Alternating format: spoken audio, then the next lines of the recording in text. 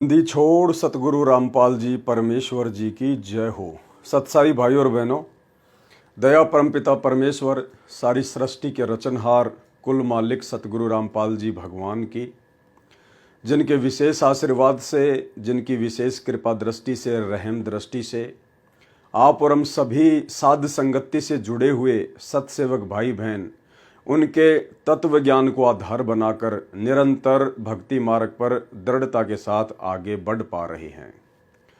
भाई और बहनों, ये भक्ति और भगवान नामक जो पुस्तक है, ये पुस्तक उन दृढ़ आत्माओं के तमाम थोड़े बहुत यदि कोई संशय उनके अंदर शेष होंगे, सबको बाहर निकाल फेंकेगी। ये पुस्तक भगत आत्मा को इतना दृढ़ बना देगी कि 21 ब्रह्मांड का स्वामी ज्योति निरंजन भी यदि सतगुरु रामपाल जी परमेश्वर जी के चरणों से दूर करने के लिए लाख प्रयास करे तो भी भगत को उनके चरण कमल से दूर नहीं कर पाएगा। भाई और बहनों, आप और हमारा साध संगति से जुड़े हुए तमाम भाई बहनों का बहुत बड़ा परम सौभाग्य है जो कलयुग की पिछली पीढ़ी में परमेश्वर सतगुरु रामपाल जी ने हमें मनुष्य जन्म दिया, हमें अपनी शरण में लिया और अपने लाखों करोड़ों भक्तों में परमेश्वर ने हमें साध संगति से जोड़ दिया। परमेश्वर ने हमें सतलोक के ट्रेनिंग सेंटर में जोड़ दिया, क्योंकि ये परम सत्य है। आज भले ही अपनी नादानी या ना समझी के चलते कुछ आत्माओं को ये लगता हो कि साध संगति कुछ नहीं है, लेकिन ये उनकी सबसे बड़ी अज्ञानता है। साध संगति ही सतलोक के लिए एकमात्र ट्रेनिंग सेंटर है।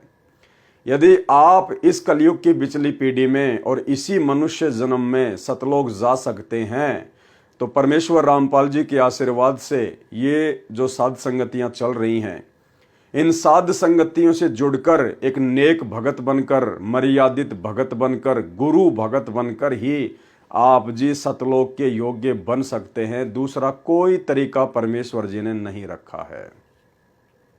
बाकी रही बात राग द्वेष और ईर्ष्या की, तो ये राग द्वेष और ईर्ष्या तो सतगुरु रामपाल जी परमेश्वर जी के साथ में भी सन 1994 से और उससे पहले भी, जब वे एक भगत की भूमिका में थे, आदरणीय रामदेवानंद जी को अपना मुंह बोला गुरु बनाकर भक्ति करते थे, उस समय भी सैकड़ों की संख्या में दुश्मन जो लोग संत रामपाल जी से राग द्वेष ईर्ष्या रखते थे। और 1994 से जब से वे नाम दीक्षा देने लगे, उसके बाद उनकी शरण में आकर न जाने कितने लोग गुरुद्रोही हो चुके हैं और उनसे राग द्वेष ईर्ष्या करके उनका कुप्रचार करना, उनके चरणों से भगत आत्माओं को नीचे गिराना, और वर्तमान में भी 2014 बरवाला कांड के बाद उन्हीं के वो भगत जो सारनाम प्राप्त थे, सतनाम प्राप्त थे, लेकिन 2014 बरवाला कांड की घटना को ना समझ पाने के चलते संत रामपाल जी से दूर हो गए, दूसरे पंथों में चले गए या भक्ति छोड़कर घर पर बैठ गए और आज उनके घोर विरोधी हैं। तो भाई और बहनों, ये सिलसिला तो इस काल लोक में सदा से चलता आया है। जब जब परमपिता परमेश्वर जी ने अपना सत्य मार्ग कहीं से भी शुरू किया है, काल ने आत्माओं में कुप्रेरणा करके उनका घोर विरोध करवाया ही करवाया है। और जब सतगुरु रामपाल जी परमेश्वर अपनी सत आत्माओं में सत्य प्रेरणा करके अपने सत मार्ग को आगे बढ़ाएंगे, जैसे वर्तमान में साध संगति के माध्यम से बढ़ा रहे हैं, तो काल कैसे चुप बैठने वाला है। अब काल स्वयं तो विरोध करने के लिए आता नहीं, क्योंकि वो तो किसी के सामने प्रकट होता नहीं, इसलिए वो उन भक्तों के अंदर कुप्रेरणा करेगा जिन भक्तों के अंदर राग द्वेष ईर्ष्या और मान बढ़ाई का रोग लगा हुआ है। तो उन आत्माओं के अंदर कुप्रेरणा करके अपने भगत भाइयों का विरोध करवाएगा और परमेश्वर के सत मार्ग को झूठा साबित करने का कुप्रयास भी करवाएगा। तो भाइयों और बहनों, ये पुस्तक भक्ति और भगवान कोई सामान्य पुस्तक नहीं है। इन पुस्तकों को भगत समाज ने नहीं पढ़ा, नहीं पढ़ता था, इसीलिए परमपिता परमेश्वर जी ने इस 2 कोड़ी के तुच्छ जीव पवन दास को खड़ा किया, निमित्त बनाया, ताकि मैं भी इस पुस्तक को पढ़ूं और आप भाई बहनों को भी इस पुस्तक को पढ़ाऊं। और जो जो गूढ़ रहस्य परमपिता परमेश्वर जी ने इस पुस्तक में छुपा रखे हैं, यानी बहुत सारी भक्ति मार्ग की ऐसी गूढ़ बातें होती हैं जो सतगुरु रामपाल जी परमेश्वर जी अपने सत्संगों में नहीं कह पाते हैं। वो बातें परमेश्वर फिर पुस्तकों में लिख देते हैं। और इसीलिए गुरुदेव भगवान विशेषकर कई बार सत्संगों में जोर देते हैं कि बच्चों, आप पुस्तकें ले जाते हो लेकिन आप पुस्तकों को पढ़ते नहीं हो, आपको पुस्तकें पढ़नी चाहिए। तो परमेश्वर ने दास को निमित्त बनाया, दास को खड़ा किया, और इस पुस्तक के अंदर बहुत सारे गूढ़ रहस्य हैं, बहुत सारे भक्ति मार्ग के राज हैं जो अभी तक संगत नहीं जानती है। परमेश्वर जी ने दया बख्शी दास के ऊपर, और अब इस दास के माध्यम से परमेश्वर भगत समाज तक उन गूढ़ रहस्यों को, उन भक्ति मार्ग के विशेष संदेशों को पहुंचाएंगे। भाइयों और बहनों, परमात्मा चाहते हैं कि सतलोक जाने के मार्ग में ये काल कहाँ कहाँ भगत आत्माओं को तोड़ेगा, कहाँ कहाँ ये आत्माओं के अंदर कुप्रेरणा करके उनको भक्ति मर्यादाओं से नीचे गिराएगा कि ये आत्मा त्रिकुटी तक भी ना पहुंच जाए। आगे की यात्रा तो बहुत दूर की बात है, कहीं ये आत्मा इन कमलों से पार होकर त्रिकुटी तक ना पहुंच जाए, क्योंकि त्रिकुटी पर तो फिर इसे परमात्मा मिल जाएगा, सतगुरु भगवान मिल जाएगा, फिर तो इसे कोई चिंता नहीं, किसी प्रकार की कोई दिक्कत नहीं। लेकिन ये आत्मा त्रिकुटी तक ना पहुंच जाए, त्रिकुटी तक पहुंचने के योग्य ना बन जाए, उसके लिए ये काल हर प्रकार से जो कुप्रयास कर सकता है, साम दाम दंड भेद से कोई भी घटिया नीति अपना सकता है, वो अपनाएगा। और सतगुरु रामपाल जी भगवान भी यही चाहते हैं कि मैं अपने तत्व ज्ञान से, आध्यात्मिक ज्ञान से अपनी आत्माओं को इस कदर भक्ति के रंग में रंग दूं, अगर 21 ब्रह्मांड का स्वामी ज्योति निरंजन भी धरती पर उतर कर आए तो मेरी आत्माओं को भ्रमित ना कर पाए। और ये विशेष दया, ये परम सौभाग्य परमेश्वर ने अपने सत्सेवक बच्चों के ऊपर बख्शा है, जो पिछले 8-9 वर्षों से लगातार साध संगति से जुड़कर भक्ति मार्ग के गूढ़ रहस्यों को समझते जा रहे हैं। भाइयों और बहनों, इस पुस्तक भक्ति और भगवान का एक पार्ट जो कि भूमिका के अंतर्गत था, आप जी देख चुके हैं, बहुत सारी बातें आपको समझ में आ गई होंगी। अब ये इस पुस्तक भक्ति और भगवान का दूसरा पार्ट है। और भाइयों और बहनों, परमात्मा इस पार्ट में हमें समझाएंगे कि गुरुद्रोही कौन होता है, गुरुद्रोही की क्या परिभाषा होती है, गुरुद्रोही के क्या लक्षण होते हैं, और कब और कैसे सतगुरु अपने भगत को गुरुद्रोही घोषित करता है। 650 साल पहले परमात्मा ने एक वैश्या को, जो पहले वैश्या कर्म करती थी, गणिका कर्म करती थी, जब उस बहन को ज्ञान हुआ, सत्संग सुना, तो उसने परमेश्वर जी से उपदेश ले लिया। वो भगतमती बन गई, परमेश्वर की शिष्या बन गई। लेकिन संगत अभी भी उसे वैश्या ही मान रही थी, उसे गणिका ही मान रही थी, उससे राग द्वेष ईर्ष्या करती थी, लड़ती थी, झगड़ती थी, भला बुरा कहती थी कि आश्रम में मत आया कर, तू गुरुजी को बदनाम करवाएगी। और फिर परमेश्वर ने उसी गणिका बहन को निमित्त बनाकर, जिस गणिका को हे दृष्टि से देखा जाता था, उसी को खड़ा करके, उसी को निमित्त बनाकर परमेश्वर ने उन 64 लाख भगतों की परीक्षा ली, और 64 के 64 लाख भगत फेल हो गए। उस गणिका बहन को तो परमेश्वर जी ने स्वर्ग में बैठा दिया। चमरा जुल्हा तर गए और छिपा नाई रे, गणिका चढ़ी विमान में सुरगापुर धाई रे।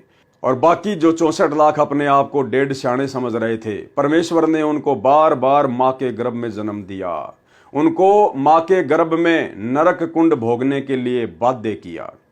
तो भाइयों और बहनों, ठीक इसी प्रकार परमात्मा आज धरती पर है, और वही परमात्मा कबीर साहिब है, तो परीक्षा भी वही होंगी, लीला भी वही होंगी। थोड़ा बहुत जो प्रारूप है वो अवश्य बदल जाएगा। अब ऐसा नहीं है कि वर्तमान में भी परमात्मा कोई हाथी किराए पर लेंगे और किसी को हाथी पर बैठा कर फिर भक्तों की परीक्षा लेंगे। वो समय कुछ और था, आज समय कुछ और है। देश काल और परिस्थितियों के अनुसार परमात्मा अपने भक्तों की समय समय पर परीक्षा लेते हैं। वर्तमान जो समय है भक्तों की परीक्षा का, जितने भी भगत परमेश्वर ने सन 1994 से लेकर 2014 तक इकट्ठे किए, उन भक्तों की परीक्षा सन 2014 बरवाला कांड से लेकर वर्तमान समय तक निरंतर जारी है। और सौभाग्य है मुझ पवन दास का, जो परमेश्वर ने उन तमाम लाखों भक्तों की परीक्षा के लिए मुझ 2 कोड़ी के नीच तुच्छ प्राणी पवन दास को निमित्त बनाया। क्यों? क्योंकि संगत एक गुरुद्रोही की परिभाषा नहीं समझ पाई। 30 वर्षों से सतगुरु के सत्संग सुनकर संगत गुरुद्रोही किसे कहते हैं, गुरुद्रोही के लक्षण क्या होते हैं, गुरुद्रोही के कर्म क्या होते हैं, संगत नहीं समझ पाई। तो भाई और बहनों, ये भक्तों की परीक्षा थी 2014 बरवाला कांड के बाद से। और क्यों परमेश्वर ने मुझ 2 कोड़ी के तुच्छ प्राणी पर इतनी बड़ी मेहर की, दया की? परमेश्वर जी ने सतलोक आश्रम मैनेजमेंट हरियाणा के कहने पर, अपने कलयुगी बेटा बेटी भाई बंधु रिश्तेदारों के कहने पर, उनकी शिकायतों पर क्यों मुझ पवन दास को अपनी ऑडियो में, वीडियो में गुरुद्रोही घोषित किया? इसके पीछे बहुत सारे गहरे रहस्य हैं, राज हैं। आने वाले समय में ये घटनाएं इतिहास बनेंगी। आने वाले हजारों वर्षों तक जो सतगुरु रामपाल जी परमेश्वर जी का ये सतज्ञान धरती पर चलेगा। आने वाली आत्माएं इस पवन दास को आधार बनाकर, इस पवन दास के ऊपर परमेश्वर ने जो एक फिल्म बना दी है गुरुद्रोही वाली, इस गुरुद्रोही वाली फिल्म को देखकर आने वाली आत्माएं भक्ति मार्ग पर सावधान होंगी। तो भाई और बहनों, 2014 बरवाला कांड के उपरांत इतने वर्षों के बाद अब गुरुद्रोही शब्द की क्या परिभाषा है, गुरुद्रोही के क्या लक्षण होते हैं, गुरुद्रोही कौन होता है, ये पवन दास गुरुद्रोही है या गुरुमुखी है, ये बात भी परमात्मा इस लाखों की संगत तक इस पवन दास को निमित्त बनाकर ही संदेशा भिजवाएंगे। इस वीडियो के माध्यम से, भक्ति और भगवान पुस्तक के माध्यम से। आज ये दूसरे नंबर का वीडियो उसी टॉपिक पर है कि आज से पहले कितने लोग गुरुद्रोही हो चुके हैं, उन लोगों में क्या क्या लक्षण थे जिससे उनको गुरुद्रोही कहा जा सकता है, और क्यों सतगुरु रामपाल जी परमेश्वर जी ने उनको गुरुद्रोही घोषित किया। भाई और बहनों, बाकी बातें हम इस वीडियो के लास्ट में करेंगे। उससे पहले हमने आज ये समझना पड़ेगा, इस पुस्तक के माध्यम से सतगुरु रामपाल जी परमेश्वर जी हमें समझाना चाह रहे हैं कि भाई गुरुद्रोही की परिभाषा क्या होती है, गुरुद्रोही के क्या लक्षण होते हैं। और तुम नादान संगत वालों ने बिना सोचे समझे किसी के भी कहने से तुमने किसको गुरुद्रोही मान लिया, और असल में संगत में गुरुद्रोही वाले कर्म कौन कर रहा है। बहुत सारी बातें हैं, परमेश्वर की बहुत बड़ी मेहर साध संगति से जुड़े हुए भाई बहनों के ऊपर। परमात्मा कोई भी कमी अपने भक्ति मार्ग में अपने भक्तों के लिए नहीं छोड़ेंगे, ताकि इसी जन्म में हम भगत आत्माएं निर्बाध रूप से निसंशय होकर सतलोक को प्रस्थान कर जाएं। तो भाई और बहनों, पुस्तक आपके सामने है, भक्ति और भगवान, और ये दूसरा वीडियो बनने जा रहा है। ये इसकी विषय सूची है, शंका समाधान, गुरुद्रोही की गति। 1 नंबर पर है भगत संजय उर्फ कृष्णदास गुरुद्रोही का पोल खाता। तो आज हम 1 नंबर पॉइंट से शुरू करेंगे कि परमेश्वर हमें गुरुद्रोही के विषय में क्या बताना चाहते हैं, क्या समझाना चाहते हैं, जिसको संगत 2014 बरवाला कांड के बाद से समझ नहीं पाई। पुस्तक भक्ति और भगवान, शंका समाधान, भगत संजय उर्फ कृष्णदास गुरुद्रोही का पोल खाता। किसी ने सवाल किया सतगुरु रामपाल जी परमेश्वर जी से, एक कृष्णदास नाम का लगभग 30 वर्ष का व्यक्ति अंबाला के पास कलाल्टी गांव में किसी पुराने गरीबदास मंदिर आश्रम में रहता है। भगवा वस्त्र धारण किए है, वह भी आप वाले नाम मंत्र दान करता है। आप तो कहते हो कि वर्तमान में इन मंत्रों का किसी को ज्ञान नहीं, नाम देने का किसी को अधिकार नहीं। क्या उस व्यक्ति से जो स्वयंभू गुरु बना है आत्म कल्याण संभव है? उत्तर परमेश्वर रामपाल जी ने क्या दिया? संगत माही कुसंगत उपजय, जैसे बण में बांस, और आप पे घिस घिस आग लगा ले, करे बनखंड का भी नाश। आदरणीय गरीबदास जी महाराज ने अपनी अमृतवाणी में कहा है कि पूर्ण संत की संगत में कुसंगत अर्थात गुरुद्रोही उत्पन्न होते हैं। वे सारी संगत को ऐसे नष्ट कर देते हैं जैसे वन में बांस उपजते हैं, फिर आपस में हवा के झोंकों से घिस घिस कर अग्नि लगाकर सारे वन को नष्ट कर देते हैं।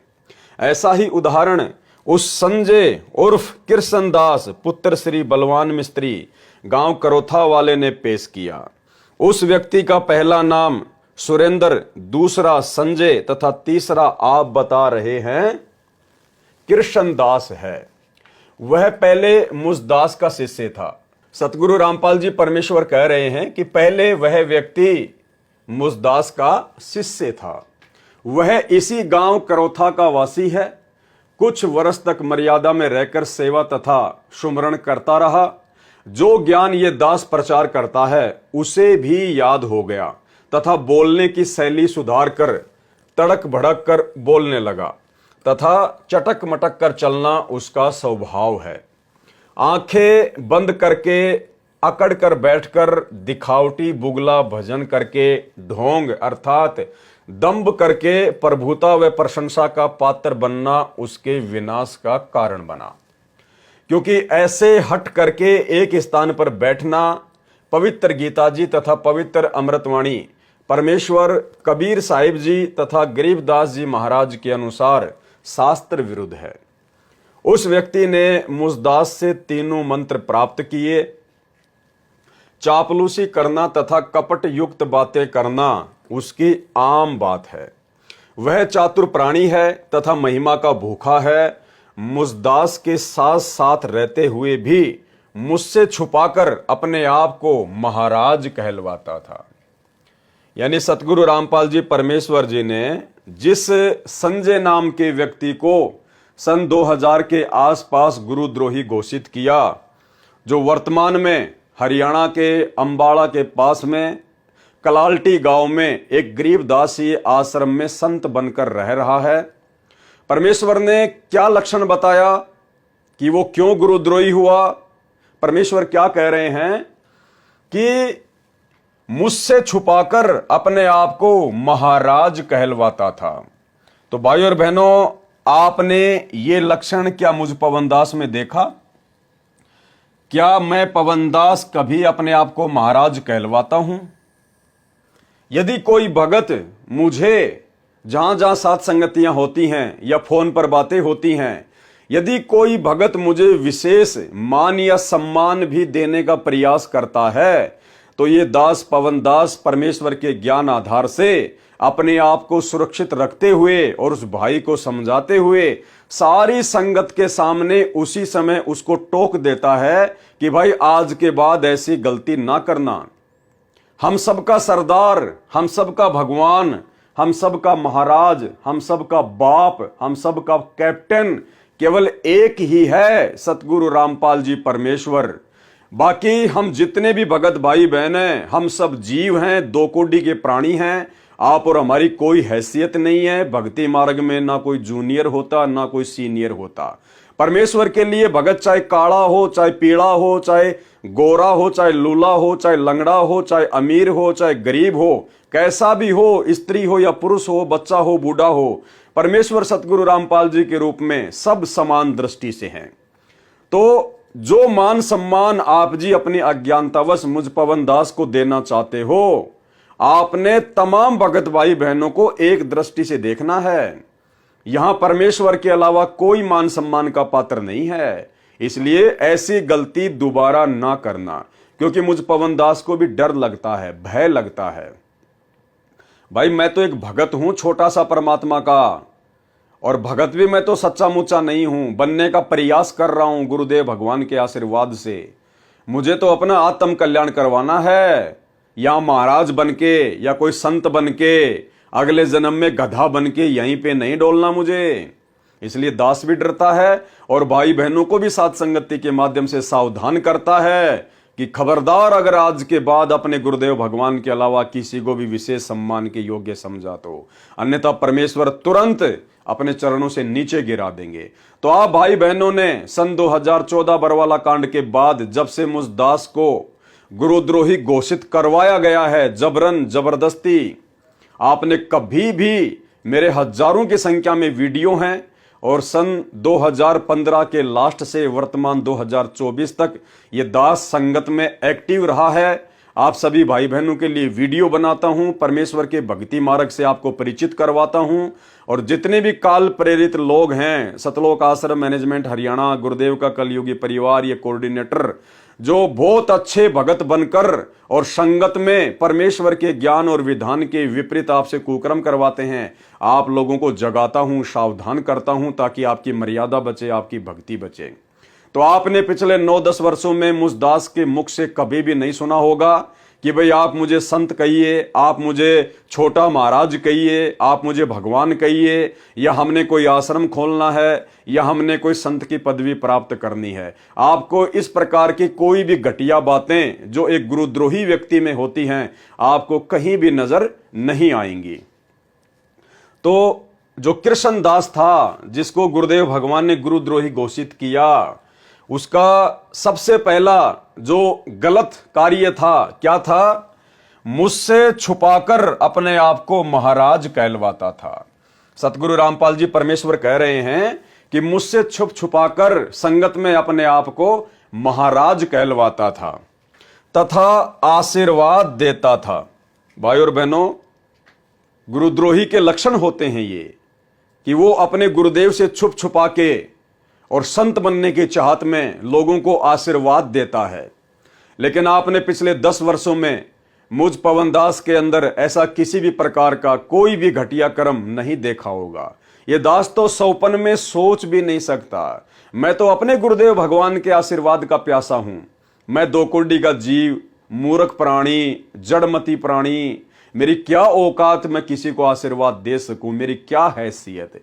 तो भाई और बहनों, ये घटिया कर्म ना दास ने कभी किया और ना कभी दास ने सौपन में सोचा, और ना दास ऐसा कभी सोच सकता है। तो जिस व्यक्ति को गुरुदेव ने गुरुद्रोही घोषित किया, उसमें दूसरा लक्षण क्या था? वो व्यक्ति आशीर्वाद भी देता था भगत समाज को। क्योंकि सतगुरु रामपाल जी परमेश्वर जी ने सन 1994 में अपने भक्ति मार्ग की शुरुआत की थी। भाई और बहनों, उस समय परमेश्वर इतने सारे प्रमाण जो वर्तमान में उन्होंने दिखा दिए हैं, हमारी आत्मा को दृढ़ कर दिया है। गीता, वेद, कुरान, पुराण, बाइबल, अन्य संत महात्माओं की पुस्तकें, उनके सत्संगों में उनके विचार कि अध्यात्म से उनकी बातें कितनी मेल खाती हैं, सत्य क्या है। उसके बावजूद आदरणीय गरीबदास जी का सूक्ष्म वेद और कबीर सागर, यानी परमेश्वर ने वर्तमान में तो कोई कमी नहीं छोड़ी है। लेकिन जिस समय गुरुदेव भगवान ने अपने मार्ग की शुरुआत की थी, उस समय परमात्मा ने ये तमाम सबूत, ये प्रमाण, एविडेंस शास्त्रों से नहीं दिखाए थे, जिस कारण से संगत इतनी परिपक्व नहीं हो पाई थी, जिसका फायदा काल प्रेरणा से काल ने अपने एजेंट संगत में भेजे। जिस प्रकार ये कृष्णदास, इस प्रकार के लोगों को काल ने संगत में भेजा अन्य भगत भाई बहनों की आस्था को तोड़ने के लिए, उनकी मर्यादाओं को तुड़वाने के लिए। तो वो व्यक्ति अपने ही भगत भाई बहनों को अपने आप को संत समझकर, महाराज समझकर उनको आशीर्वाद दिया करता था। और ज्ञानहीनता में, नादानी में वो भगत आत्माएं भी जो थोड़ी बहुत थी, वो आत्माएं उससे आशीर्वाद भी लिया करती थी। तो भाई और बहनों, ये वीक पॉइंट हैं। ये जो पुस्तक है भक्ति और भगवान, जिसका विशेष जिक्र गुरुदेव भगवान ने किया है आप और हमारे पढ़ने के लिए, तो साथ साथ में परमात्मा चाहते हैं कि हम इन सभी पॉइंटों से भली भांति परिचित हो जाएं कि आपके गुरुजी के अलावा इस सृष्टि में दूसरा कोई महाराज कहलाने का अधिकारी नहीं है। इनकी शरण के अलावा जितने भी लोग हैं, जितने भी साधु संत महात्मा हैं, वो चाहे लाख अपने आप को महाराज कहें, हमें कोई फर्क नहीं पड़ता। लेकिन परमेश्वर सतगुरु रामपाल जी से उपदेश लेने के बाद यदि इनका कोई भगत अपने आप को महाराज कहलवाता है या भक्तों को आशीर्वाद देता है, तो समझ लेना वो पक्का काल का एजेंट है, काल का दूत है, पक्का गुरुद्रोही है। ऐसे आत्माओं से हमने विशेष तौर पर सावधान रहना है। तो 2 लक्षण आपने देख लिया। तीसरा लक्षण गुरुद्रोही का, तथा कहता था कि मैंने तुम्हारे घर पर भोग लगाया था, इसलिए तुम्हें लाभ हुआ। भोग लगाने का मतलब वो 3 दिन का पाठ करता था। आदरणीय गरीबदास जी महाराज जी के सदग्रंथ साहिब को ले जाकर, और जो नादान भगत थे उनके घरों पर जाकर 3 दिन तक वो महाराज बनकर, संत बनकर आदरणीय गरीबदास जी की वाणियों का पाठ किया करता था और कहता था कि मैंने तुम्हारे घर पर पाठ किया है, मैंने तुम्हारे घर पर आदि अंत का भोग लगाया है, इसलिए तुम्हें तमाम लाभ हो रहे हैं। तो ये तीसरी पहचान तो भाई और बहनों हम तो सोच भी नहीं सकते।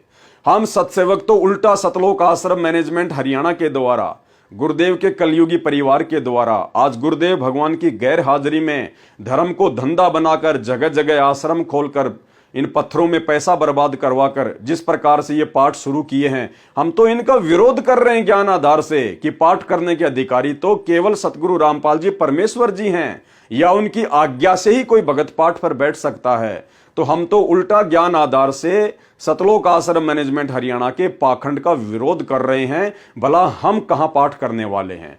तो ये तीसरा कुलक्षण गुरुद्रोही का, वो जगह जगह जाकर भक्तों के घरों पर भोग लगाया करता था तथा कहता था कि मैंने तुम्हारे घर पर भोग लगाया था इसलिए तुम्हें लाभ हुआ है।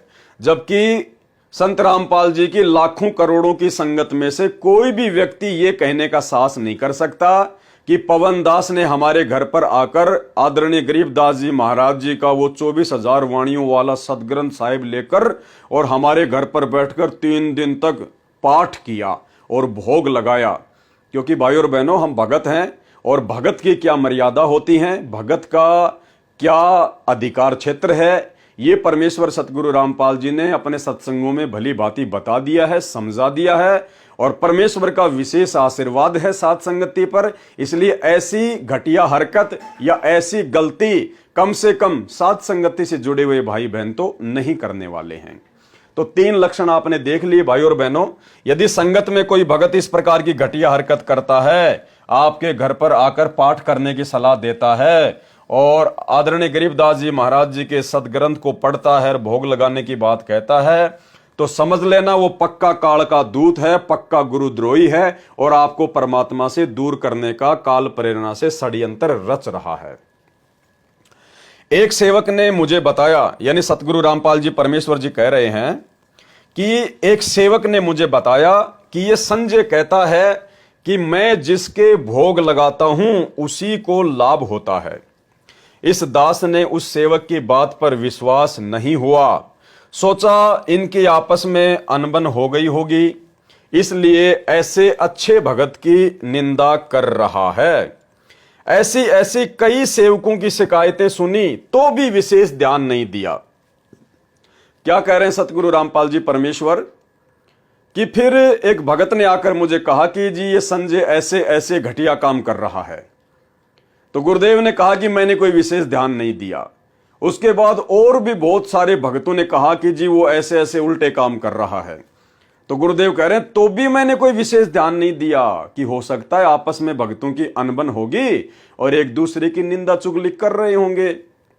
भाई और बहनों, ये जो वीडियो बनने जा रहा है और जब ये गुरुद्रोही वाली बात पूरी हो जाएगी, अंत में चाहे एक वीडियो बने या 2 वीडियो बने, तब आप भाई बहनों की आंखें खुल जाएंगी पूरी तरह से कि हां वास्तव में गुरुद्रोही क्या होता है और मुझ पवन दास को कैसे सतलोक आश्रम मैनेजमेंट हरियाणा के मात्र एक बार ही कहने से, केवल पहली शिकायत में ही, और वो भी झूठी शिकायत, क्योंकि बरवाला कांड के बाद हम सत्सेवकों ने देखा कि गुरुजी का परिवार काल प्रेरित होकर और धर्म को धंधा बनाकर और भगत समाज को गुरुदेव के सत्संगों के विरुद्ध चला रहा है, गुरुदेव की आज्ञाओं के विरुद्ध कुकर्म करवा रहा है।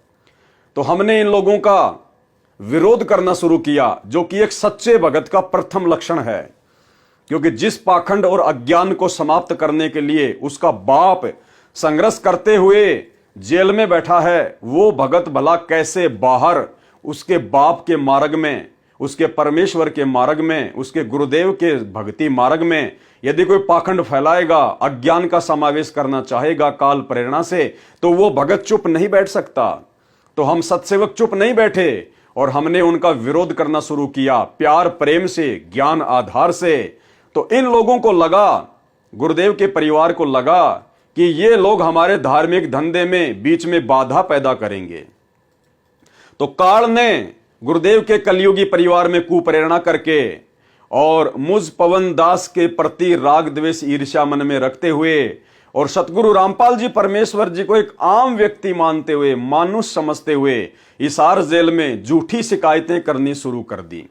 और पहली ही शिकायत में गुरुदेव भगवान ने अपने मिशन के अकॉर्डिंग, अपनी लीला के तहत, भाई और बहनों, यहां मैं जो ये मिशन शब्द यूज कर रहा हूं कि मुझ पवन दास को गुरुद्रोही घोषित करना मेरे पूज्य गुरुदेव भगवान के द्वारा, ये उनके मिशन का एक मुख्य हिस्सा है, ये उनकी लीला का एक अहम हिस्सा है। ये बातें आपको या तो ये वीडियो समाप्त होने के बाद में समझ में आएंगी या आपको उस समय समझ में आएंगी जब आप स्वयं सतगुरु रामपाल जी परमेश्वर जी के मुख कमल से उनके आने के बाद में इस प्रकार की बातें सुनेंगे। लेकिन उस समय बहुत देर हो चुकी होगी, आपका सारा भक्ति धन काल प्रेरणा से उनका परिवार बर्बाद करवा चुका होगा। तो मुझ पवन दास को तो मात्र एक बार की झूठी शिकायत पर ही सतगुरु रामपाल जी परमेश्वर जी ने अपनी लीला के तहत, अपने मिशन के तहत तुरंत गुरुद्रोही घोषित कर दिया, पीला पर्चा निकाल दिया, लेटर लिख दिया। अब यहां आप देखना भाई और बहनों, वही सतगुरु रामपाल जी भगवान जिन्होंने मुझे गुरुद्रोही घोषित किया, और ये वही सतगुरु रामपाल जी परमेश्वर जी हैं जिन्होंने उस संजय नाम के व्यक्ति को, उस कृष्ण नाम के व्यक्ति को गुरुद्रोही घोषित किया। तो गुरुदेव के पास में बहुत सारी शिकायतें गई, एक नहीं, दो नहीं, तीन नहीं, बहुत सारे भक्तों ने जाकर शिकायत की। तो भी गुरुदेव भगवान क्या कह रहे हैं कि मैंने कोई विशेष ध्यान नहीं दिया, और मैंने सोचा कि इतने अच्छे भगत को ये लोग ऐसा कह रहे हैं, जरूर आपस में इनकी कोई अनबन होगी। यानी आप जी सुनते जाना, इस वीडियो को देखते जाना। पवन दास को मात्र पहली शिकायत पर गुरुद्रोही घोषित करना, और इस कृष्ण नाम के व्यक्ति को, जो वास्तव में सारे कुक्रम गुरुद्रोही वाले कर रहा था, और इस संजय उर्फ कृष्ण दास नाम के व्यक्ति को गुरुद्रोही घोषित करने में सतगुरु रामपाल जी परमेश्वर जी के द्वारा साल भर का समय लिया गया। और सैकड़ों की संख्या में भक्तों की शिकायतें सुनने के बाद तो ये आपको समझ में आएगा कि गुरुद्रोही क्या होता है। और पवन दास को पूज्य गुरुदेव भगवान ने अपनी लीला के तहत क्यों गुरुद्रोही घोषित किया, और इस संजय दास को, इस कृष्ण दास को क्यों सैकड़ों शिकायतें जानने के बाद भी गुरुद्रोही घोषित नहीं किया। अंत में जब गुरुदेव ने अपनी आंखों से देख लिया, तब जाकर उसको गुरुद्रोही घोषित किया, और उसके बाद भी उसको रोकने का प्रयास किया, उसको भगत बनाने का प्रयास किया। आप देखते जाइएगा भाई और बहनों। एक सेवक ने मुझे बताया कि यह संजय कहता है कि मैं जिसके भोग लगाता हूं उसी को लाभ होता है। इस दास ने, अर्थात परमेश्वर गुरुदेव कह रहे हैं कि इस दास ने उस सेवक की बात पर विश्वास नहीं हुआ, सोचा इनके आपस में अनबन हो गई होगी, इसलिए ऐसे अच्छे भगत की निंदा कर रहा है। ऐसी कई सेवकों की शिकायतें सुनी तो भी विशेष ध्यान नहीं दिया, क्योंकि उस व्यक्ति में चतुरता तथा चापलूसी आवश्यकता से अधिक थी। भाई और बहनों, हमारे गुरुदेव भगवान तो परमात्मा है, कबीर साहिब हैं, परमेश्वर हैं, ये तो अंतर्यामी हैं। जिस समय भगत ने पहली बार शिकायत की तो क्या गुरुदेव ने अपनी दिव्य दृष्टि से देखा नहीं होगा? क्या परमेश्वर को पता नहीं? उनके तो आंखों के सामने सारी घटनाएं रहती हैं कि वास्तव में वो व्यक्ति गुरुद्रोही वाले काम कर रहा है या नहीं कर रहा है। परमेश्वर को सब पता था, लेकिन परमेश्वर दयालु हैं, परम दयालु हैं। परमेश्वर चाहते हैं कि आत्मा भक्ति मार्ग पर लगी रहे, उसको समझा बुझाकर भक्ति पर लगा के रखूं, उसके कर्म फूटने से बचें। इसके बावजूद भी परमेश्वर ने उन बातों को टाल दिया कि भाई हो सकता है आपस में इनकी खींचातानी हो गई होगी। मुझ दास को फिर भी शक नहीं हुआ। गुरुदेव कह रहे हैं उसकी इतनी शिकायतें आने के बाद भी मेरे को शक नहीं हुआ कि सचमुच यह इतना गिर चुका है। एक दिन यह दास गांव कसरेटी में पाठ करने गया हुआ था। हरियाणा में कोई गांव है कसरेटी, वहां गुरुदेव भगवान कह रहे हैं कि मैं पाठ करने गया हुआ था। वहां पर एक बहन आई, उसका एक 5 वर्षीय लड़का था। उसने आते ही पूछा, उस बहन ने आते ही पूछा, जहां गुरुदेव बैठे हुए थे, उसने आते ही पूछा कि संजय महाराज कहां है। मेरे पास बैठे सेवक ने पूछा क्या काम है। महाराज जी तो यहां बैठे हैं। उस बहन ने कहा ये नहीं है। उस बहन ने कहा कि ये नहीं है। जो संत रामपाल जी बैठे हुए थे, उस बहन ने कहा कि ये वाला महाराज नहीं, वह तो कम आयु का है, वो तो जवान है, वो तो थोड़ी उम्र का है। उस बहन ने बताया मैं मालचा की लड़की हूं। मालचा कोई गांव है, मैं वहां की लड़की हूं। और वह महाराज वहां मिला था, वो संजय महाराज, संजय उर्फ कृष्णदास, वह महाराज मुझे वहां मिला था। मेरे लड़के को बोलने में अटक लगती है, यानी वो हकला के बोलता था उसका लड़का।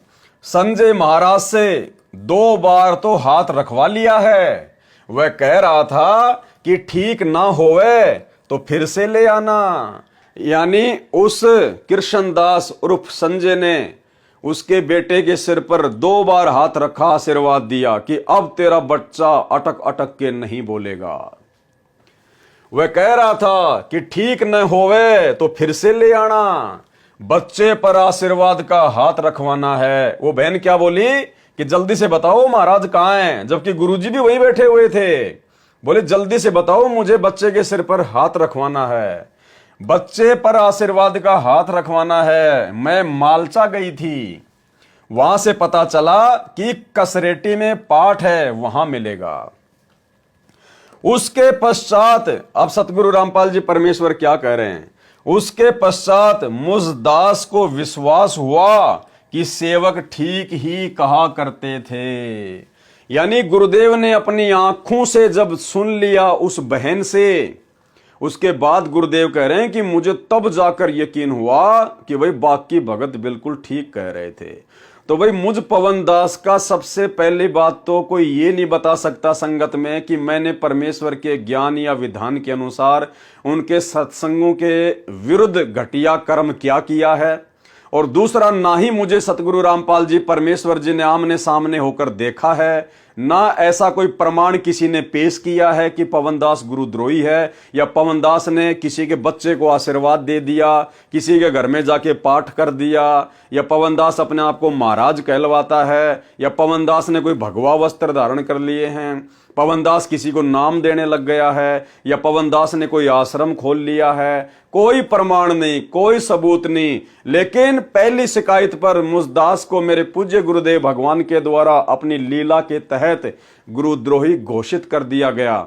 और यहां उसकी ढेरों शिकायत, लेकिन गुरुदेव कह रहे हैं कि मैंने अपनी आंखों से देखा। लेकिन भाई और बहनों, इतना ही पर्याप्त नहीं है। अभी भी गुरुजी ने उसको गुरुद्रोही घोषित नहीं किया। अभी आप सुनते जाना आगे आगे। उसके पश्चात मुझदास को विश्वास हुआ कि सेवक ठीक ही कहा करते थे। फिर भी सोचा कि मेरे सामने कोई दृष्टांत हो तब बात बने। गुरुदेव ने उस बहन के मुख से सुनने के बाद भी यकीन नहीं किया। और क्या कह रहे हैं गुरुदेव कि जब बात बने, जब मेरे सामने वो कोई ऐसी हरकत करे। तो पवनदास ने तो हिसार जेल में बैठे हुए गुरुजी के सामने ऐसी कोई हरकत की नहीं अभी तक, और ना उनके पीछे से कोई हरकत की। लेकिन मुझको पहले प्रयास में गुरुद्रोही, पहली शिकायत में गुरुद्रोही। और यहां गुरुदेव क्या कह रहे हैं, उस बहन के कहने के बावजूद गुरुदेव ने क्या सोचा, उसके पश्चात मुझदास को विश्वास हुआ कि सेवक ठीक ही कहा करते थे। फिर भी सोचा, गुरुदेव कह रहे हैं कि मैंने फिर भी सोचा कि मेरे सामने कोई दृष्टांत हो, कोई प्रमाण हो, ऐसा कोई घटिया कर्म वो करे, तब बात बने, तब मुझे विश्वास हो कि वो संजय उर्फ कृष्ण वास्तव में गुरुद्रोही है। एक दिन यह दास गांव बामड़ोला में एक पाठ पर गया हुआ था। गुरुदेव हरियाणा के गांव बामड़ोला में पाठ पर गए हुए थे। वहां एक लड़की को दौरे पड़ते थे। मुझदास से उपदेश लेने के पश्चात उस लड़की के दौरे कबीर देव की शक्ति से ठीक हो गए। वह स्वयंभू महाराज संजय भी वहां अधिक जाता था। उस बामड़ोला गांव में उस बहन के घर पर वो संजय भी जाया करता था, क्योंकि जिस फैक्ट्री में यह नौकरी करता था उसी फैक्ट्री में इसका साथी भी नौकरी करता था। उस साथी की रिश्तेदारी गांव बामड़ोला में थी, जिस कारण से ये वहां अधिक जाया करता था संजय। उस लड़के ने मुझे नहीं देखा था और शीघ्रता से उस नकली को दंडवत प्रणाम किया। यानी जब गुरुजी बामडोला में पाठ पर गए हुए थे तो वहां पर ये संजय भी बैठा हुआ था गुरुजी के पास में, ये कृष्णदास उर्फ संजय। अब वो एक बहन आई और उस बहन ने तुरंत उस संजय को, छोटे महाराज को दंडवत प्रणाम किया और उसने भी आशीर्वाद दे दिया यूं यूं करके। अब गुरुजी ने अपनी आंखों से देख लिया, गुरुजी ने अपनी आंखों से देख लिया, लेकिन फिर भी गुरुद्रोही घोषित नहीं किया और मुझ पवन दास को केवल एक झूठी शिकायत पर गुरुद्रोही घोषित कर दिया। यह बहुत बड़ी लीला है परमात्मा की, आप देखते जाना आगे क्या कह रहे हैं परमात्मा। उस लड़के ने मुझे नहीं देखा, सतगुरु रामपाल जी भगवान कह रहे हैं कि उस बहन ने मुझे नहीं देखा कि भाई यहां पे गुरुजी भी बैठे हुए हैं, और जल्दी से उस नकली को, उस कृष्ण उप संजय को दंडवत प्रणाम किया। ये दास देखता ही रह गया। गुरुजी कहते हैं मैं तो आंखें फाड़ के देखता ही रह गया। जब नकली महाराज संजय ने उसको मेरे सामने ही आशीर्वाद का हाथ किया, गुरुजी के सामने ही उस संजय और कृष्णदास ने यूं हाथ करके उसको आशीर्वाद दिया कि ले ले आशीर्वाद।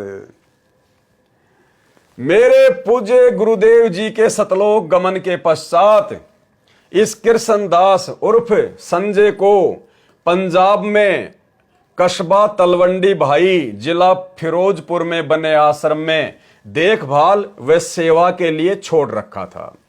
गुरुदेव भगवान कह रहे हैं कि मेरे गुरुदेव के सतलोक जाने के बाद, यानी दादा गुरुदेव के सतलोक जाने के बाद, सतगुरु रामपाल जी परमेश्वर जी ने इस कृष्ण उर्फ संजय को उस आश्रम में जहां पे दादा गुरुजी रहते थे वहां पर देखभाल के लिए, छोटी मोटी सेवाओं के लिए छोड़ रखा था।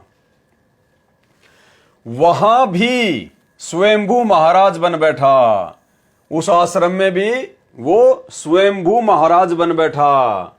मुझ दास द्वारा भरी कैसेटों को सुनकर स्वयं प्रचारक बन गया। वहां की सारी संगत इसे महाराज जी कहकर पुकारती थी। वहां की सारी संगत और उस कृष्णदास उर्फ संजय को महाराज जी कहकर पुकारती थी तथा दंडवत प्रणाम करती थी और ये उन्हें आशीर्वाद देता था। भाई मुझ पवन दास में तो ऐसा कोई लक्षण किसी ने देखा ही नहीं, बार बार बोलने की आवश्यकता भी नहीं है। तो सारे कुकर्म गुरुद्रोही वाले उसने शुरू कर रखे थे। ये दास रामपाल दास वहां पर केवल 1 या 2 रोज जा पाता था, क्योंकि हरियाणा में पाठों की भरमार चल रही थी। 2 साल के बाद मुझे पता चला, 2 साल के बाद भाई और बहनों, मुझे तो पहले दिन गुरुद्रोही, पहली शिकायत पे गुरुद्रोही, और यहां गुरुदेव के पास में बहुत सारी शिकायतें आ गई। गुरुजी ने अपनी आंखों से देख लिया कि भगत इसको दंडोत कर रहे हैं, ये भगतों को आशीर्वाद दे रहा है, और दादा गुरुजी के आश्रम में भी बैठकर अपने आप को महाराज कहलवाता है। और 2 साल बीत गई, 2 साल, लेकिन गुरुजी ने उसको गुरुद्रोही घोषित नहीं किया। वहां की सारी संगत इसे महाराज जी कहकर पुकारती थी तथा दंडवत प्रणाम करती थी और ये उन्हें आशीर्वाद देता था। ये दास रामपाल दास वहां पर केवल 1 या 2 दिन जा पाता था, क्योंकि हरियाणा में पाठों की भरमार चल रही थी। 2 वर्ष के बाद मुझे पता चला, 2 साल के बाद मुझे पता चला कि यह नादान अपने आप को महाराज कहलवाता है तथा आशीर्वाद भी देता है। तब सारी संगत को समझाया, तब इसे भगत जी कहने लगे। यानी गुरुजी ने संगत को समझाया कि भाई ये महाराज नहीं है, ये तो अपने आप को झूठ में महाराज कहलवाता है। तब जाकर संगत उसको भगत कहने लगी, भगत जी कहने लगी महाराज से। कुछ दिनों बाद जो इसे महाराज कहते थे, इस नकली महाराज की वास्तविकता का ज्ञान हुआ कि यह तो चुगलखोर है तथा इसमें कपट का अंत नहीं है, और पूजा के रुपयों में भी हेरा फेरी करता है। अपने छोटे भाई की तलवंडी में फर्नीचर की दुकान भी खुलवा दी है। तब वहां की संगत ने एक अन्य पुजारी लाकर छोड़ा। ये दास सत्संग करने गया, कहां पर? दादा गुरुदेव के आश्रम में। ये दास सत्संग करने गया तो देखा संगत 2 फाड़ हो चुकी है। यानी भाइयों और बहनों, जो ड्रामे काल प्रेरणा से वर्तमान में चल रहे हैं ये कोई नई बात नहीं है, क्योंकि परमात्मा पहले कह चुके हैं कि पूर्ण परमेश्वर की संगत में गुरुद्रोही पैदा होते हैं। संगत माही कुसंगत उपजे जैसे बन में बास। काल प्रेरणा से उनके मार्ग को अवरुद्ध करवाने के लिए तो सन 2000 के आसपास, 2000 से पहले भी गुरुदेव भगवान की संगत में दो फाड़ हो चुकी थी। जिस प्रकार वर्तमान में तो ज्ञान आधार से दो फाड़ हैं, और उस समय ये संजय उर्फ कृष्णदास जैसे गुरुद्रोहियों की वजह से संगत दो फाड़ हो चुकी थी। ये दास सत्संग करने गया तो देखा संगत दो फाड़ हो चुकी है, आपस में लड़ने को तैयार हैं। जैसे वीर सिंह बघेल और बिजली खान पठान आपस में लड़ने को तैयार थे, ऐसे संगत आदि संगत तो हो गई संत रामपाल जी की तरफ, और आदि संगत हो गई उस गुरुद्रोही व्यक्ति की तरफ, संजय उर्फ कृष्णदास की तरफ, और मरने मारने को तैयार हो गई कि वो कह रहे हैं कि नहीं ये कृष्णदास असली महाराज है, और बाकी कहने लगे नहीं संत रामपाल जी असली महाराज हैं, और मरने मारने को तैयार हो गए। जबकि भाई और बहनों आज ऐसी स्थिति नहीं है।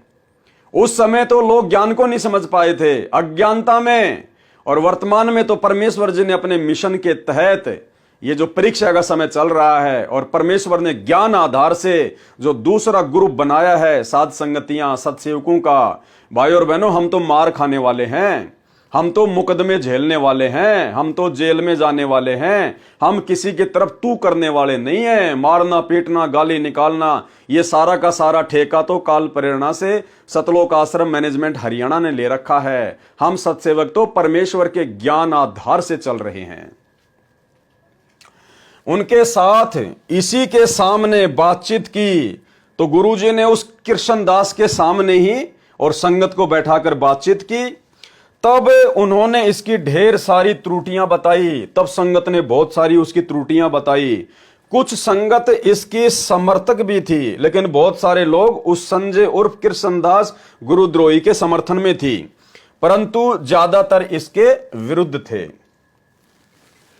उसी समय एक संगत के व्यक्ति ने बताया कि यह तो ऐसा चालाक है कि एक बार यहां तलवंडी भाई में, यानी जहां पर दादा गुरुजी का आश्रम था, तलवंडी भाई में म्युनिसिपल कमेटी के चुनाव हुए। दो कैंडिडेट चुनाव लड़ रहे थे, दोनों ही इस नकली महाराज संजय उर्फ कृष्णदास से विजय का आशीर्वाद लेकर गए। यानी ये घटिया कर्म जो आज वर्तमान में गुरुजी की गैर हाजिरी में सतलोक आश्रम मैनेजमेंट हरियाणा कर रहा है, गुरुजी का परिवार कर रहा है, कभी बीजेपी का समर्थन, कभी कांग्रेस का समर्थन।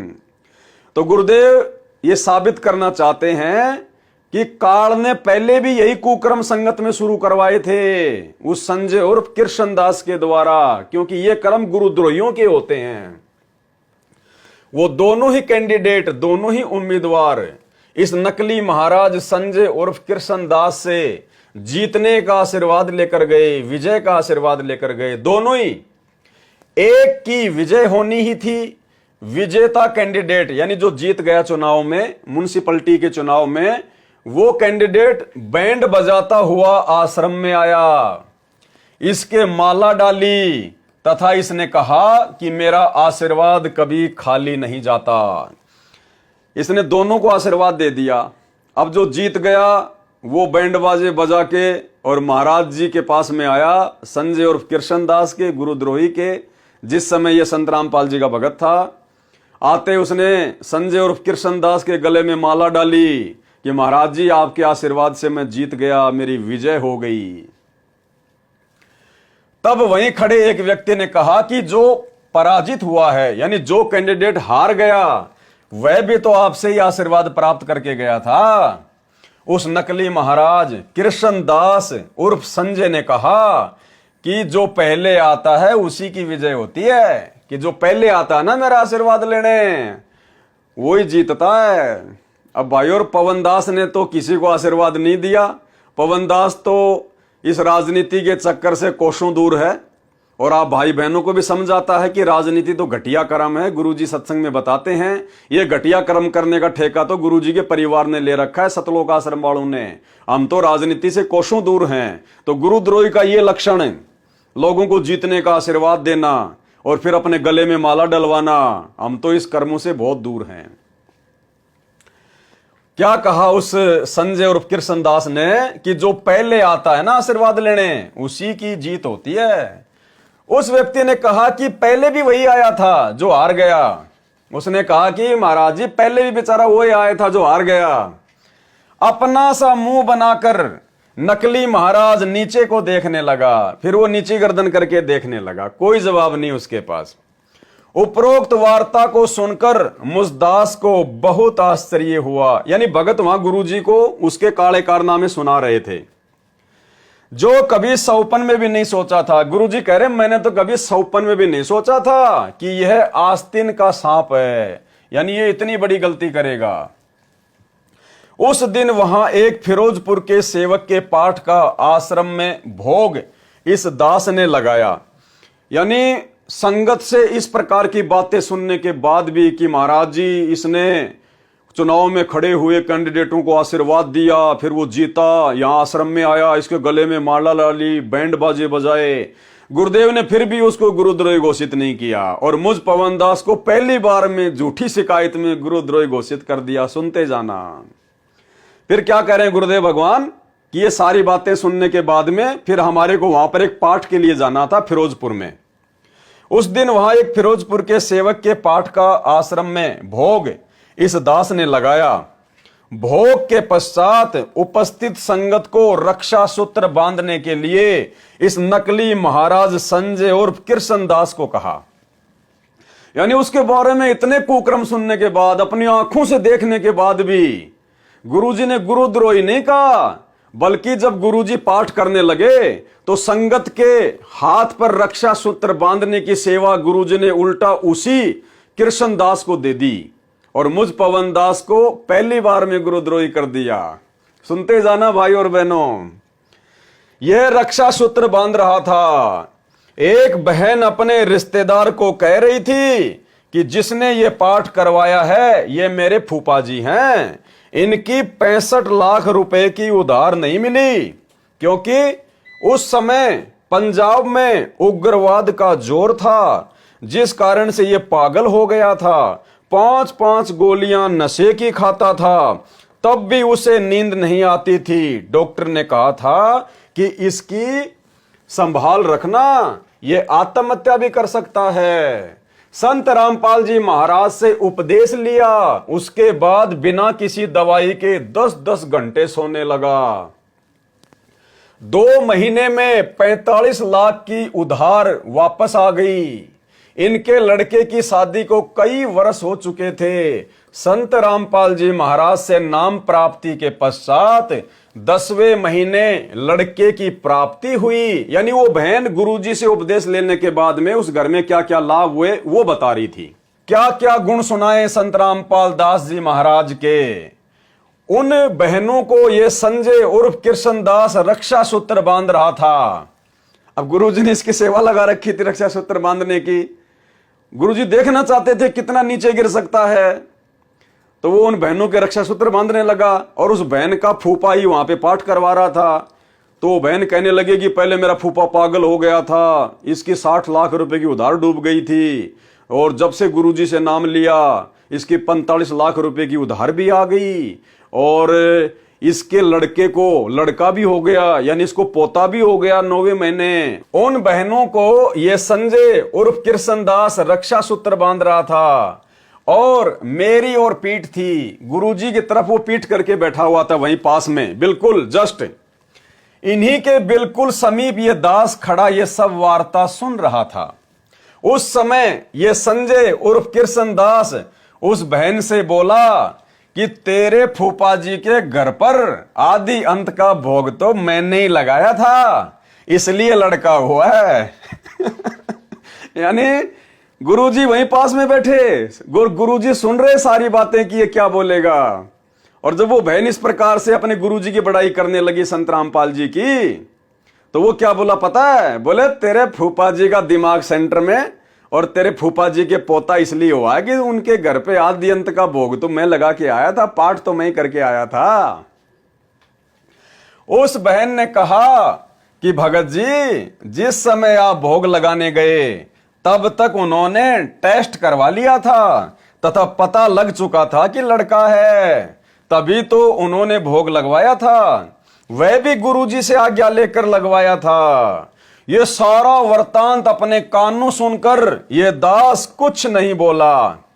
गुरुजी क्या कह रहे हैं कि अपने कानों से ये सारी बातें सुनकर, उस नीच व्यक्ति की सारी बातें सुनकर भी मैं कुछ नहीं बोला और मुझ पवन दास को एक झूठी शिकायत पर गुरुद्रोही घोषित कर दिया। ये बहुत बड़ी लीला है परमेश्वर की, आने वाले समय में आपको पता चलेगा। ये सारा वृतांत अपने कानों सुनकर ये दास कुछ नहीं बोला तथा इसकी कृतज्ञता पर घंटों सोचता रहा। कृतज्ञता मतलब इसकी नीचता पर, इसके घटियापन पर यह दास घंटों बैठकर सोचता रहा। उसी कस्बा तलवंडी भाई के एक व्यक्ति को पता नहीं था कि यह नकली महाराज स्वयंभू बना है। गुरुदेव की ओर से इसे कोई आदेश भोग लगाने या आशीर्वाद देने का नहीं है। उसने मेरे सामने कहा, उस भाई ने, जिसको मालूम नहीं था कि भाई इस संजय को गुरुजी ने आशीर्वाद दे रखा या नहीं दे रखा है, तो वो संजय भी वहीं था और गुरुजी भी वहीं था। तो वो जो नया नया भगत आया था बेचारा, उसने मेरे सामने कहा कि हमारे घर पर संजय महाराज ने भोग लगाया। पहले हमने इनके पैर धोए, चरणा अमृत लिया, बहुत अच्छा सत्संग किया। अब उसी समय जहां गुरुजी बैठे हुए थे और वो कृष्ण उर्फ संजय बैठा हुआ था, एक नया भगत आया बेचारा, उसको पता नहीं था कुछ भी। तो उसने कहा कि ओहो, संजय महाराज भी बैठे हैं। और वो फिर गुरुजी को कहने लगा कि गुरुजी, महाराज जी हमारे घर पर भोग लगाने आए थे और हमने इनका चरणामृत पिया, हमने इनको भोग लगाया। उसने मेरे सामने कहा कि हमारे घर पर संजय महाराज ने भोग लगाया, पहले हमने इनके पैर धोए, चरणा अमृत लिया, बहुत अच्छा सत्संग किया। ये बात वह नकली सुनकर वहां से उठकर चला गया। अब ये बात सुन के और वो संजय उर्फ कृष्णदास गुरुजी के पास से उठ के चला गया।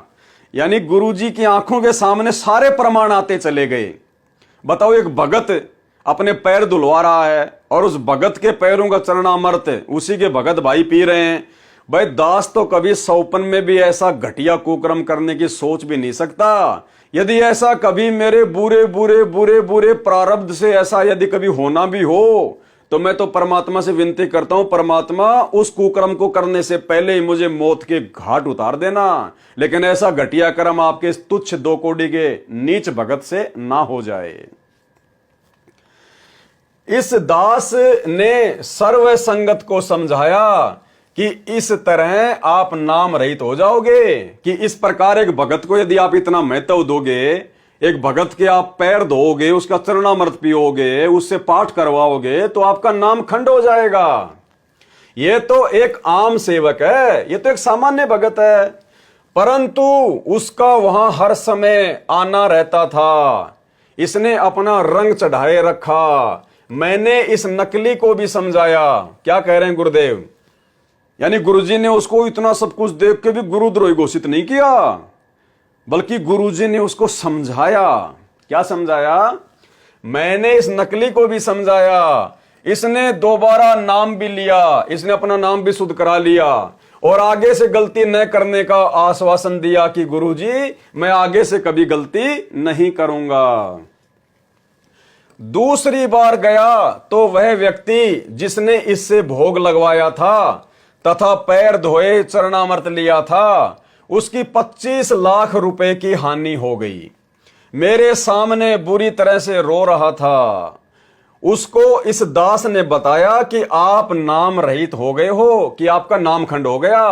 आपने नकली महाराज संजय उर्फ कृष्ण दास में आस्था बना ली है, इसलिए आपको हानि हुई है। परंतु वह नादान फिर भी उसी का पिट्ठू बना रहा, फिर भी वो भगत उसी का चेला बना रहा, उसी का पिट्ठू बना रहा। इस तरह के न जाने कितने छल युक्त चरित्र इस नकली महाराज संजय उर्फ कृष्णदास कपटी के देखे। क्या कह रहे हैं गुरुजी?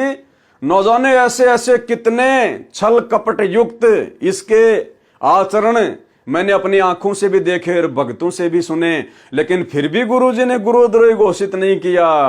और मुझ पवनदास का एक भी कोई ऐसा घटिया कर्म नहीं, और अपने परिवार की पहली शिकायत पर, झूठी शिकायत पर मेरे को पूर्णतया गुरुद्रोही घोषित कर दिया। यही परमेश्वर की लीला है। सुनते जाना आगे।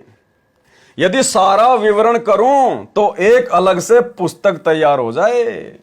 गुरुजी कहते हैं अगर उसके सारे कुकर्मों को विस्तार से बताऊं, लिखना शुरू करूं, तो पुस्तक बन जाएगी एक ज्ञान गंगा की तरह। कह रहे समझदार को संकेत ही बहुत होता है।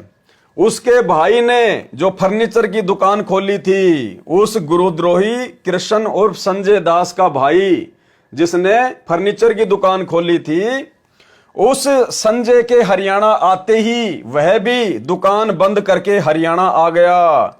वहां पर उनकी दाल नहीं गली। मुझदास द्वारा उपदेश प्राप्त सेवक यानी भगत यदि किसी अन्य भगत या व्यक्ति में श्रद्धा कर लेता है, एज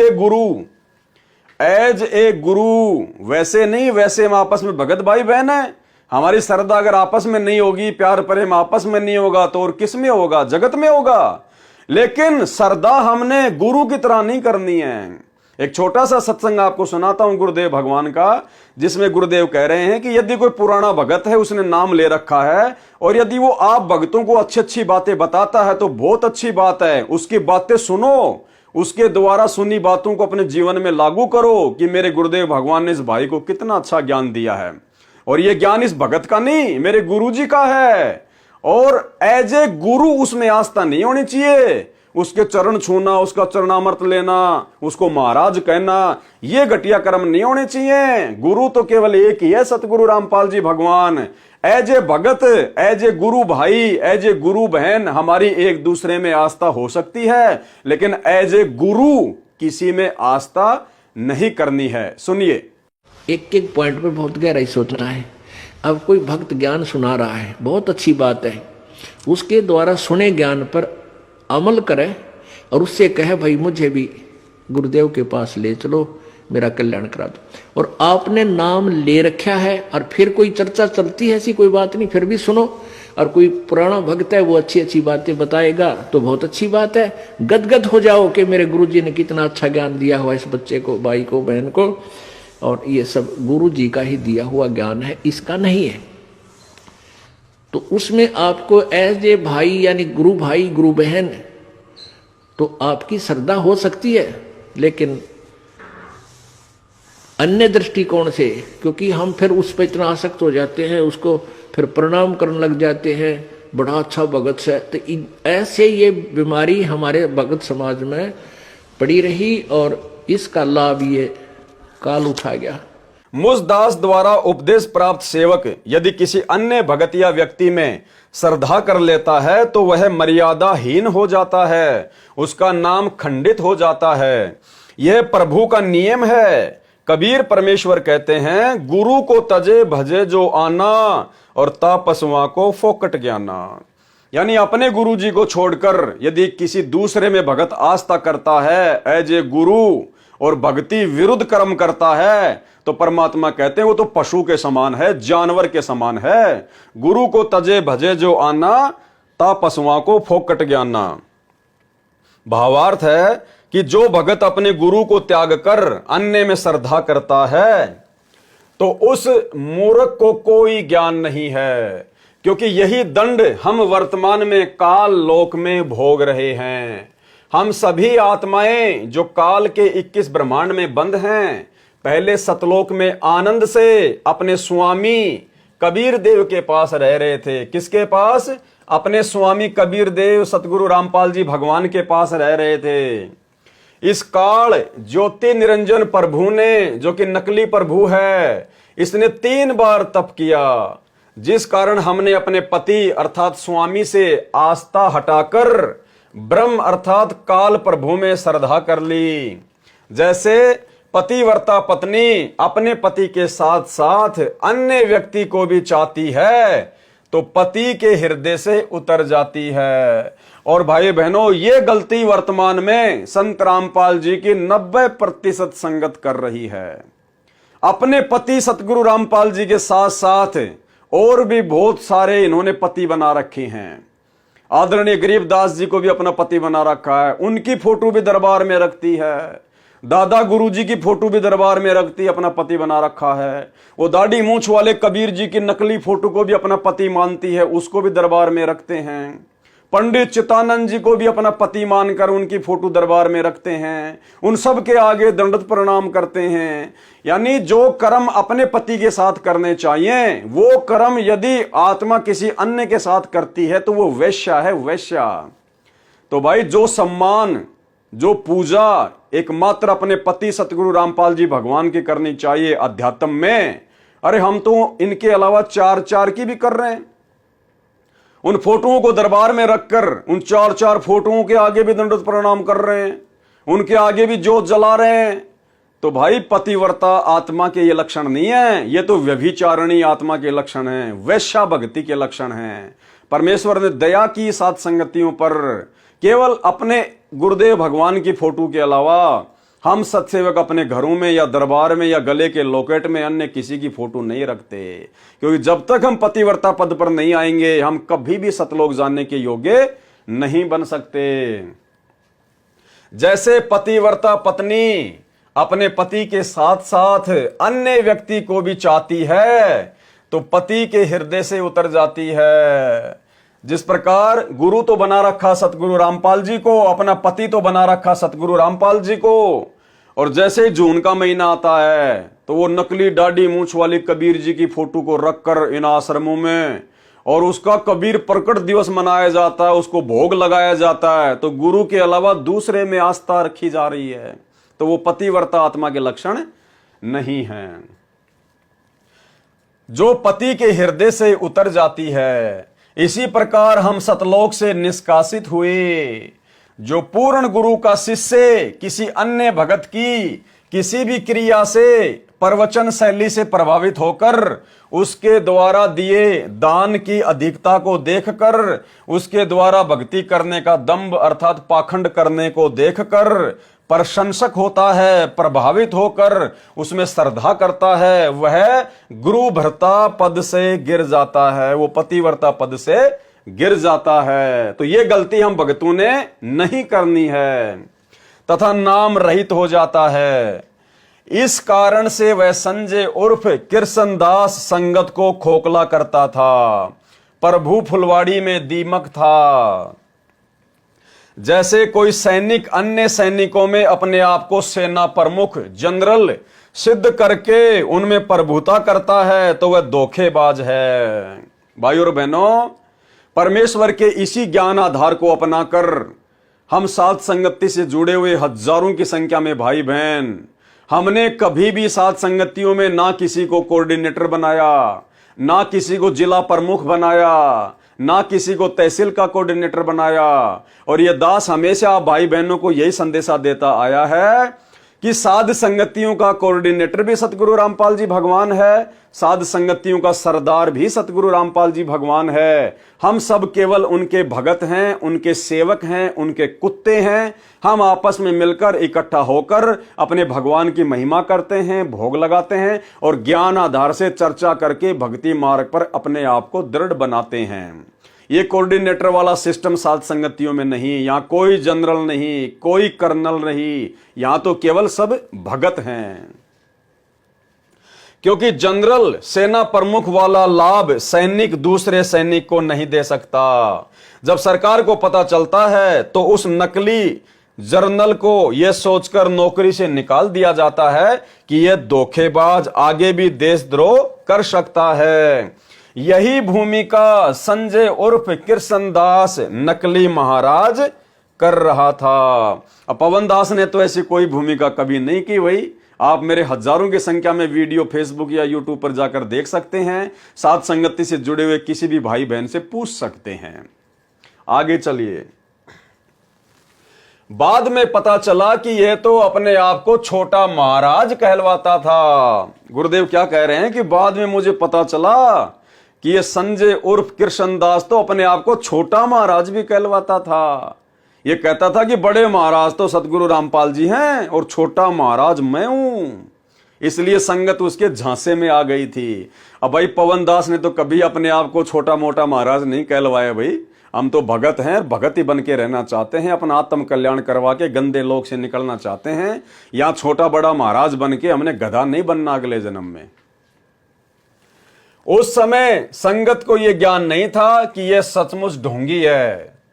जैसे आज वर्तमान में बेचारी संगत को यह ज्ञान नहीं हो पा रहा कि सतलोक आश्रम मैनेजमेंट हरियाणा ये कोऑर्डिनेटर और गुरुजी का परिवार महाढोंगी है, महाढोंगी, और काल प्रेरणा से संगत से सारे भक्ति विरुद्ध कुकर्म करवा रहे हैं।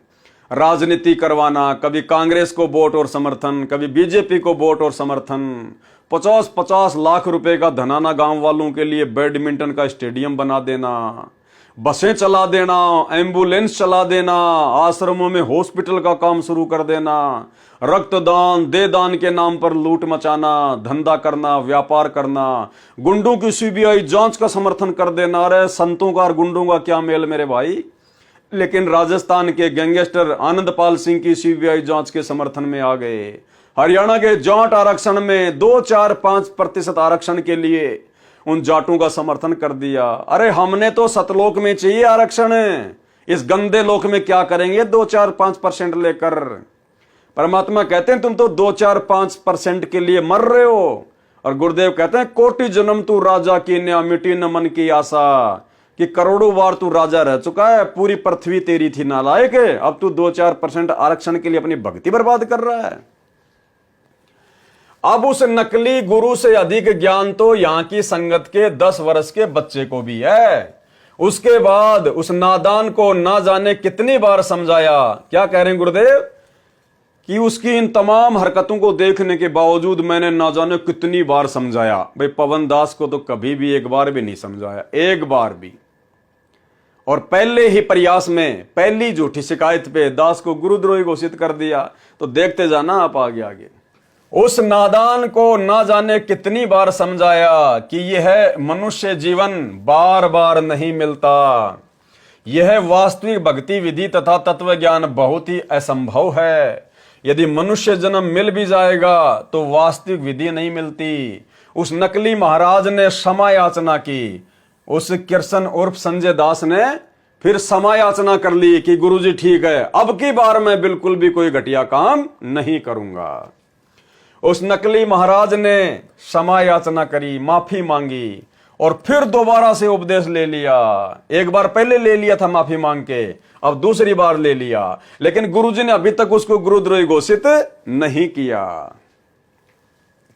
उस नकली महाराज ने क्षमा याचना की, दोबारा उपदेश लिया, फिर ऐसी ही गलती की, फिर तीसरी बार उसने गलती कर दी। ऐसे 6 बार इसने नाम खंड किया तथा दोबारा क्षमा याचना करके भविष्य में गलती न करने का आश्वासन दिया। ऐसा उसने कितनी बार किया? 6 बार। 6 बार गुरुजी से माफी मांगी, गुरुजी ने दोबारा से नाम उपदेश दे दिया। ऐसा उसने 6 बार किया। अरे पवन दास के साथ तो अभी एक बार भी नहीं हुआ, ऐसा एक बार भी नहीं हुआ, और सीधा गुरुद्रोही का तमगा। और आज वही गुरुद्रोही आप लोगों को गुरुद्रोही की परिभाषा समझा रहा है, जिनको 30 सालों से समझ में नहीं आई। फिर ऐसी ही गलती की। ऐसे 6 बार इसने नाम खंड किया तथा दोबारा क्षमा याचना करके भविष्य में गलती न करने का आश्वासन दिया। फिर गलती की, 7वीं बार फिर गलती की तथा आश्रम त्याग कर जाने लगा, और खुद ही आश्रम को छोड़ के जाने लगा, करोथा आश्रम से जाने लगा। इस दास ने बहुत समझाया। गुरुजी क्या कह रहे हैं कि मैंने फिर भी उसको गुरुद्रोही घोषित नहीं किया, मैंने फिर भी उसको समझाया कि भाई आश्रम छोड़ के मत जा, ज्ञान को आधार बना, भक्ति कर, ये मनुष्य जन्म बार बार नहीं मिलता। गुरुजी ने फिर भी उसको समझाया। इस दास ने बहुत समझाया, आप मत जाओ, गुरुजी रोक रहे कि मत जाओ, मार खाओगे, कहीं ठिकाना नहीं है। कबीर साहिब की वाणी भी सुनाई, गुरु सेवा में फल सर्वस आवे, और गुरु विमुख नर पार ना पावे, कि ऐसे सतगुरु को छोड़कर भाई अपनी नादानी के चलते काल प्रेरणा से मत जा, क्योंकि सच्चे गुरु के अलावा ना तो कहीं भक्ति बनेगी, ना तुझे उस भक्ति का कोई सत्य परिणाम मिलेगा। गुरु वचन निश्चय कर माने, यानी अपने गुरु की बात को मान ले, आश्रम छोड़ के मत जा, भक्ति कर और पूरे गुरु की सेवा ठाने। तुझे तो पूरा गुरु मिल गया, डटकर सेवा कर। गुरु चरणन में ध्यान लगावे, कि अपने गुरु जी के चरणों में ध्यान लगा, उनकी बातों को अपने चित्त पर रख और अंत कपट गुरु से ना लावे। और ये कपट ना कर अपने गुरु जी से, ये उल्टे काम ना कर संगत में। इस प्रकार से बैठ के भक्ति कर। गुरु से शिष्य करे चतुराई, सेवाहीन नरक में जाई। अगर तू अपने गुरु से इस प्रकार से छल कपट करेगा, चतुराई करेगा, धोखाधड़ी करेगा, तो कहते हैं सेवाहीन होकर फिर नरक में जाएगा। सतगुरु की गति हृदय धारे और सकल बकवाद निवारे, कि तेरे गुरु ने तुझे जो गति बता दी, जो बातें बता दी, जो ज्ञान दे दिया, उसके अनुसार भक्ति कर और सारी बकवाद और सारी जो बकवाद है काल प्रेरणा से, उनको त्याग दे। शिष्य होए सर्वस नहीं वारे, भगत होकर यदि अपना सब कुछ अपने गुरु जी पर नहीं वारेगा, समर्पित नहीं करेगा और ये कपट मुख प्रीत उचारे, और मुंह से तो मीठा मीठा बोलेगा और अंदर अपने गुरु जी के प्रति कपट रखेगा, द्वेष रखेगा, तो कहते नरक में जाएगा। गुरु से कपट करे चतुराई, सो हंसा भव भर में आई। वापस इसी काललोक में गधे कुत्ते बनने के लिए आती ऐसी आत्मा। गुरु से कपट शिष्य जो राखे, फिर यम राजा के मुगदर चाखे, यानी यम राजा के, धर्मराज के दूतों के मोटे मोटे डंडे खाएगा फिर, अगर गुरु जी से कपट करेगा तो। जो शिष्य गुरु की निंदा करही, परिवार सहित नरक में पड़ही, यानी निंदा करेगा तो फिर भक्ति छोड़ेगा, भक्ति छोड़ेगा तो फिर उसका परिवार भी वैसा ही काम करेगा, तो परिवार को भी लेके डूबेगा। और गुरु को तजे भजे जो आना, ता पशुओं को फोकट ज्ञाना। ऐसे पशुओं को तो कोई ज्ञान नहीं जो गुरु को छोड़ के और दूसरे में आस्था रखे। गुरु से बैर करे शिष्य जोई, भजन नाश और बहुत बिगोई। गुरु जी से राग द्वेष करने वाला, दुश्मनी करने वाला अपने भजन का सत्यानाश कर देता है। और सन्मुख गुरु की आज्ञा धारे और पीछे ते सकल निवारे, यानी गुरु जी के सामने तो उनकी आज्ञा मान ले, हाँ जी गुरु जी आप ठीक कह रहे हो, मैं ऐसा ही करूंगा, और पीछे से सारी बकवाद करे, जैसा वो गुरुद्रोही संजय और कृष्णदास करता था। बार बार गुरु जी माफ करते थे, बार बार माफी मांग लेता था, फिर पीछे से सारी बकवाद करता था। सो शिष्य घोर नरक में पढ़ी और रुधिर राध पीवे नहीं तरही। ऐसे शिष्य के साथ में अंत में क्या बनता है, घोर नरक में जाएगा और मवाद पिएगा, खून पिएगा वहां पर बदबूदार। वेद पुराण कहें सब साखी, सारे वेद शास्त्र यही कहते हैं, और साखी शब्द सबे यो बाकी, और सारे सदग्रंथ यही बातें बताते हैं कि मानुष जन्म पाए कर खोवे और सतगुरु विमुखा युग युग रोवे। कि ऐसा व्यक्ति जो गुरु की बात नहीं मानता, छल कपट करता है, आज्ञा में नहीं चलता है, कहते हैं वो अपने मनुष्य जन्म को बर्बाद कर रहा है। और सतगुरु से विमुख होकर, सतगुरु से विमुख होने का मतलब है सतगुरु से उपदेश लेने के बाद मर्यादा में रहकर भक्ति ना करना, जैसा ये सतलोक आश्रम मैनेजमेंट हरियाणा कर रहा है, वर्तमान में गुरुदेव का परिवार कर रहा है। कहते हैं ऐसा भगत भी सतगुरु विमुखा युग युग रोवे, वो पार नहीं हो पाएगा। सब बात सुनकर भी गलती करने तथा कपट करने से बाज नहीं आया। यानी गुरुदेव ने बहुत समझाया, बार बार समझाया, उसने भी माफी मांगी, लेकिन वो अपनी हरकतों से बाज नहीं आया। इस दास ने उससे पूछा कि क्या ये भक्ति विधि वर्तमान में किसी संत के पास है। जब वो आश्रम छोड़ के जाने लगा तो गुरुजी ने पूछा कि तू भाई कहां जाएगा, चल तू ही बता दे, जो ज्ञान आज मैं दे रहा हूं, क्या मेरे अलावा ये ज्ञान आज धरती पर किसी के पास है, किसी संत के पास है। उस नकली महाराज संजय ने कहा कि आपके अतिरिक्त वर्तमान में किसी संत व पंथ के पास वास्तविक ज्ञान नहीं है। इस दास ने कहा कि जानबूझकर क्यों अपने नाम को बार बार खंड कर रहे हो। उस नकली गुरु ने कहा कि आज के बाद सही चलूंगा। कहा कि गुरुजी ठीक है, आज के बाद मैं बिल्कुल सही चलूंगा और कोई गलती नहीं करूंगा। और क्या बोला उस नकली गुरु ने, कहा कि आज के बाद सही चलूंगा, मैं अपने घर पर रहूंगा, मेरी माताजी बीमार रहती है, घर पर काम करूंगा तथा आपके दर्शन करने भी आता रहूंगा। यानी मन में तो दोष उसके आ ही चुका था, उसको तो संत बनने की भूख बुरी तरह से काल ने जागृत कर दी थी। और कहा कि महाराज जी मैं आश्रम में नहीं रहूंगा, मैं अपने घर बैठ के भक्ति कर लूंगा और मेरी माता जी की सेवा करूंगा और बीच बीच में आपके दर्शन करने के लिए आता रहूंगा। मतलब इतना होने के बाद भी गुरुजी ने उसको गुरुद्रोही घोषित नहीं किया, वो आश्रम छोड़ के चला गया। उसके बाद भी गुरुजी ने उसको गुरुद्रोही घोषित नहीं किया और 2 से 3 वर्ष का समय हो गया। और पवन दास को पहली बार में झूठी शिकायत में ध्यान रखना, इस टॉपिक पर चाहे 1 वीडियो बने या 2 वीडियो बने, इसके बाद में इसका निष्कर्ष निकलेगा। और ये जो कृष्ण उर्फ संजय जो गुरुद्रोही हो चुका है, इसने भी इस भक्ति और भगवान पुस्तक को पढ़ने के बाद में सतगुरु रामपाल जी परमेश्वर जी के विरुद्ध एक पुस्तक निकाली है जिसका नाम था शैतान बन्या भगवान। यानी गुरुदेव के खिलाफ उसने बहुत सारी अभद्र बातें और बेबुनियाद बातें उस 30 पेज की पुस्तक में की है।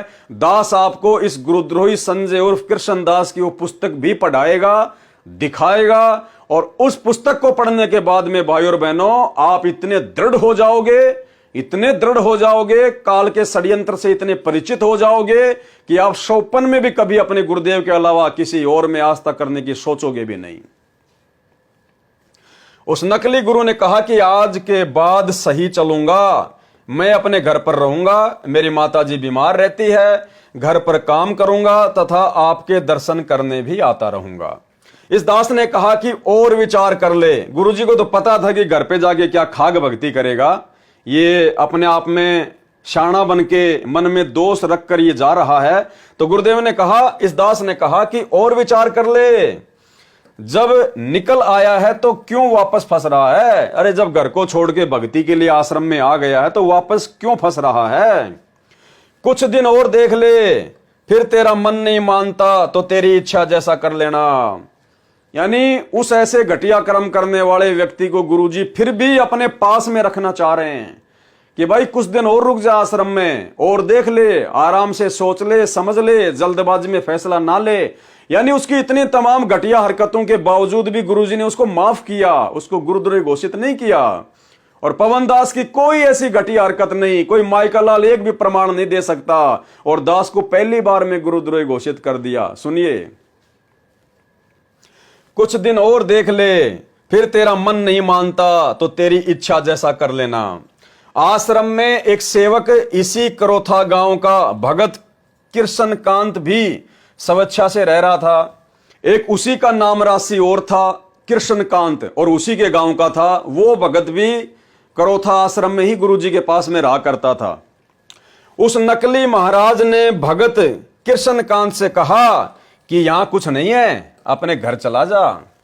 यानी गुरुजी के साथ में तो छल कपट की बातें कर रहा कि मैं घर बैठ के भक्ति कर लूंगा, बीच बीच में आपके दर्शन करने आ जाऊंगा। और जाते समय जो उसी के गांव का, उसी के नाम का एक और भगत था कृष्णकांत, उससे कहा, अरे क्या रखा आश्रम में, तू भी चला जा घर पे, मैं जा रहा हूं, कुछ नहीं है यहां, मेरे रहते सहते निकल जा। क्या बोला वो गुरुद्रोही उस भगत को कि मेरे रहते सहते निकल जा तू। भगत कृष्णकांत ने कहा कि तुझे जाना है तो जा, महाराज जी के प्रति ऐसी बातें मत कह। पहले तू सबको कहता फिरता था कि संत रामपाल जी स्वयं परमेश्वर आए हैं, कबीर साहिब ही दोबारा अपना ज्ञान कराने आए हैं। अब अपने मुख से क्या बोल रहा है? भगत संजय दास, तुझे शर्म आनी चाहिए। आज पृथ्वी पर ऐसा संत नहीं है।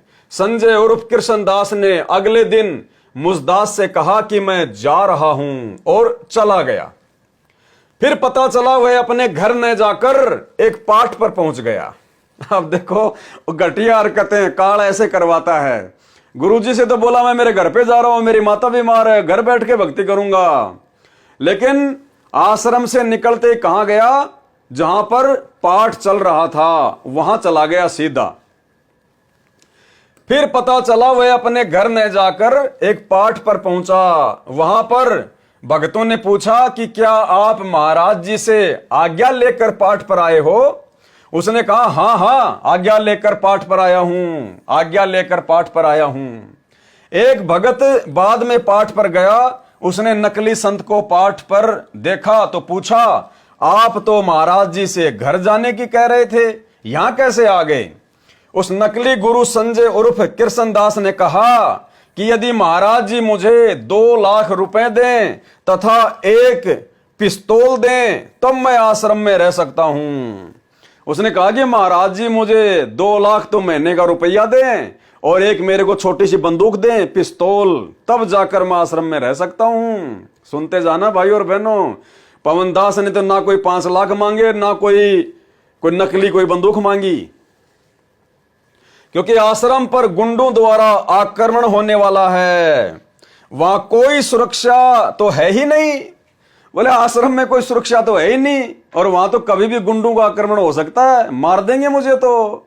बताओ, एक तरफ तो कहता था कि परमेश्वर आए हुए हैं, संत रामपाल जी स्वयं कबीर साहिब हैं, दोबारा से अपना ज्ञान देने आए हैं, और फिर कह रहा कि आश्रम में कोई सुरक्षा की व्यवस्था तो है ही नहीं। अरे सतगुरु से बड़ी सुरक्षा नालायक और क्या मिलेगी। भाई और बहनों, सुनते जाना ड्रामे। कौन रहे वहां पर, ये सब जानकारी सर्व सेवकों ने तथा जिनके पाठ हो रहा था उस भगत ने भी मुझदास को दी। गुरुजी कह रहे हैं ये बात भी उन भक्तों ने बाद में मुझे बताई।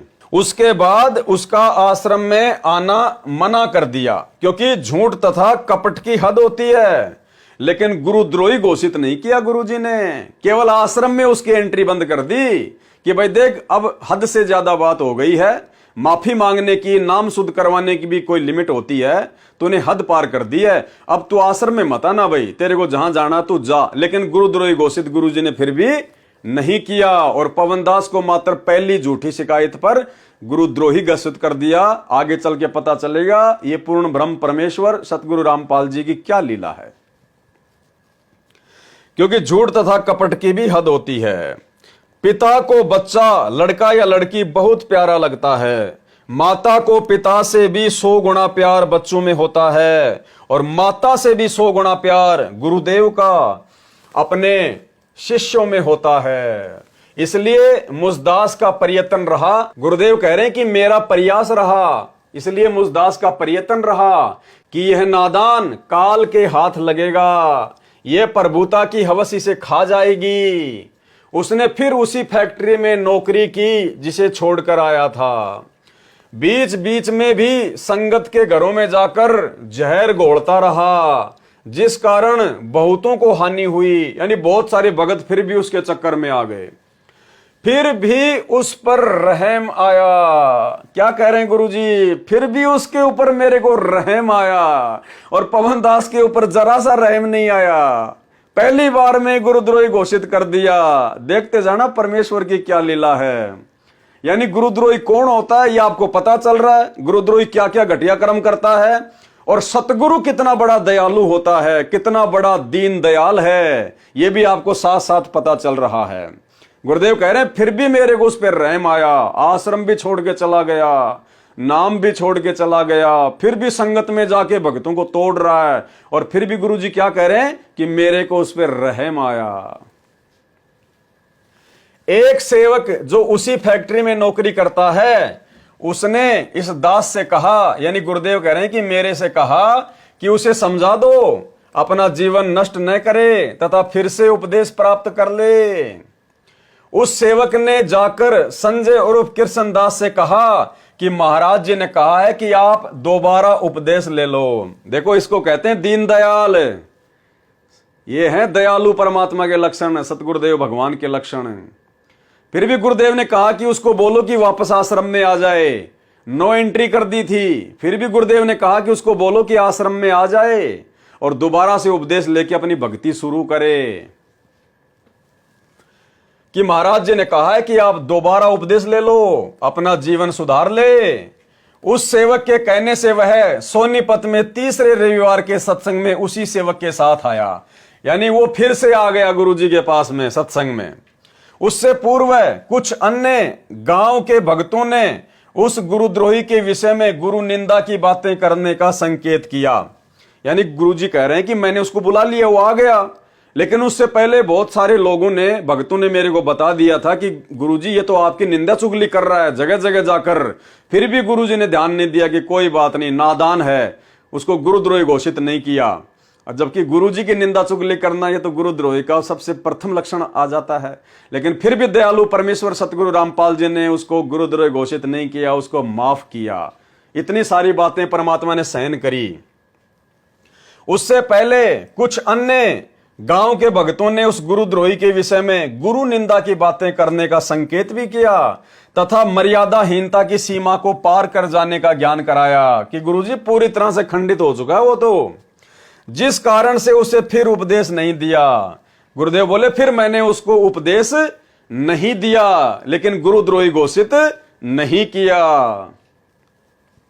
उसके कुछ दिनों पश्चात वह सुरेंद्र संजय रूपी गुरुद्रोही नया नाम कृष्णदास बदलकर स्वयं गुरु बनकर नामदान करने लग गया। और उसके बाद उसने क्या किया, जिस कार्य के लिए काल ने उसको भेजा था संगत को तोड़ने के लिए, और जिस महंताई की संताई की भूख के लिए वो सतगुरु रामपाल जी परमेश्वर जी से जुड़ा था, वो एक काम उसने शुरू कर दिया। उसके बाद वो एक गरीब दासी आश्रम में जाकर भगवा कपड़े पहनकर अपने आप को संत घोषित कर दिया। उसके कुछ दिनों बाद वह सुरेंद्र अर्थात संजय रूपी गुरुद्रोही नया नाम कृष्णदास बदलकर, यानी संजय नाम से कृष्णदास नाम रखकर स्वयं गुरु बनकर नामदान करने लग गया। यानी जो नाम सतगुरु रामपाल जी परमेश्वर जी से उसने लिए थे वही नाम वो लोगों को आगे देने लग गया।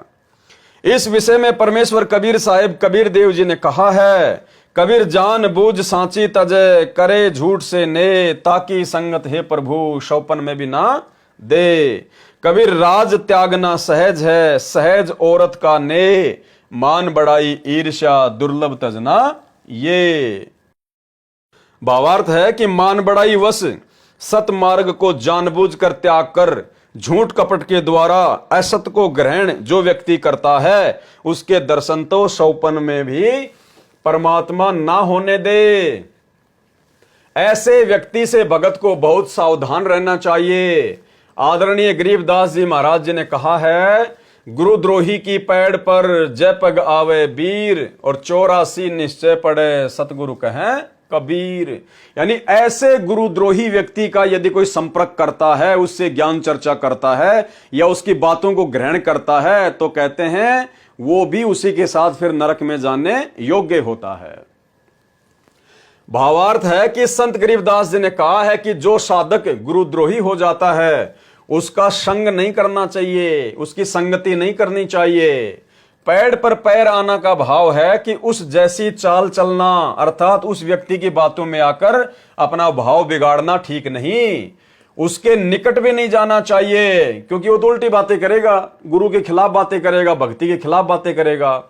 गुरुद्रोही को पागल कुत्ता जानना चाहिए। स्वस्थ कुत्ते को तो रोटी डालनी चाहिए, परंतु पागल को तो आहार कराना भी खतरे से खाली नहीं है। यानी गुरुद्रोही कैसा होता है, गुरुद्रोही की क्या पहचान होती है, गुरुद्रोही के क्या लक्षण होते हैं, ये आप इस वीडियो के माध्यम से भली भांति जान रहे हैं, पहचान रहे हैं। और इसके विपरीत इस पवन दास में, जो कि अपने गुरुदेव भगवान ने अपने मिशन के तहत, अपनी लीला के तहत, अपने मार्ग को आगे बढ़ाने के लिए, संगत में छटनी करने के लिए जो दास के ऊपर रहम किया, दास को गुरुद्रोही घोषित किया, दास को परमात्मा ने सेवा बख्शी, उस माध्यम से परमात्मा क्या समझाना चाह रहे हैं।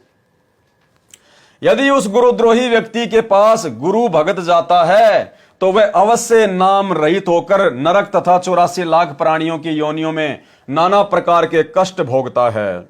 संत गरीबदास जी महाराज अपने परमेश्वर कबीर साहिब जी को भी साक्षी रखकर कह रहे हैं कि गुरुद्रोही इतना भयंकर प्राणी हो जाता है, उससे कभी संपर्क नहीं करना चाहिए। ये मेरे प्रभु कबीर साहिब जी भी कहते हैं, गरीब कोटि वर्ष करो संगत संतों की, पत्थर का जल में क्या भीजे, चंदन बन में रंग ला दे, पर बांस बिटम्बी ना सीजे। आदरणीय गरीबदास जी महाराज ने ऐसे ही महिमा के भूखों के विषय में कहा है, जैसे पत्थर को चाहे कितने समय तक जल में डाले रखो, उसमें जल का शीतल गुण नहीं आता है, बाहर निकाल कर एक दूसरे से रगड़ने से वैसे ही अग्नि निकलती है।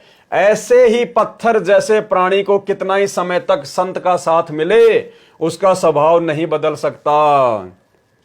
जिस प्रकार वो कृष्णदास और जिस प्रकार वर्तमान में स्वयं सतगुरु रामपाल जी परमेश्वर का कलयुगी परिवार, सतलोक आश्रम मैनेजमेंट हरियाणा, ये कोऑर्डिनेटर, अरे 20 वर्ष तक सतगुरु की संगति की, 28 वर्ष तक सतगुरु की संगति करी, और सतगुरु थोड़े समय के लिए अपने मिशन के तहत जेल में क्या चले गए, तुमने सारे घटिया कर्म करने शुरू कर दिए। उस पत्थर की तरह रगड़गा मारते चिंगारी निकलने लग गई, राजनीति करने लग गए, स्टेडियम बनवाने लग गए, घटिया कर्म करने लग गए, आरक्षणों में बैठने लग गए, दुनियादारी से यारी दोस्ती करने लग गए, गुंडों की सीबीआई जांच करवाने लग गए, भक्तों को भक्ति मार्ग से दूर करने लग गए। सतगुरु के जेल जाते ही पत्थर जैसे लोग। दूसरा उदाहरण दिया है कि वन में चंदन का पेड़ अपनी महक से, कड़वे वृक्ष नीम को भी अपनी महक से सुगंधित कर देता है, परंतु बांस पर चंदन का भी प्रभाव नहीं पड़ता, यानी काल के एजेंट पर सतगुरु का भी प्रभाव नहीं पड़ता। इसी प्रकार उस संजय उर्फ कृष्णदास को जाने, जो 3-4 वर्ष मुसदास के साथ रहकर भी अपना पाखंड करने का स्वभाव नहीं बदला। अरे वो कृष्णदास गुरुद्रोही तो मात्र 4 साल ही गुरु की संगत में रहा, जबकि गुरु का परिवार तो पिछले 20 वर्षों से गुरु की संगत में है, उसके बावजूद भी नहीं बदला। और गुरु के जेल जाते ही सारे उल्टे कर्म करने शुरू कर दिए, स्वयं भी और संगत से भी। आगे देखिए, एक बहन ने बताया कि मेरा पति भी उस संजय में ज्यादा आस्था रखता था।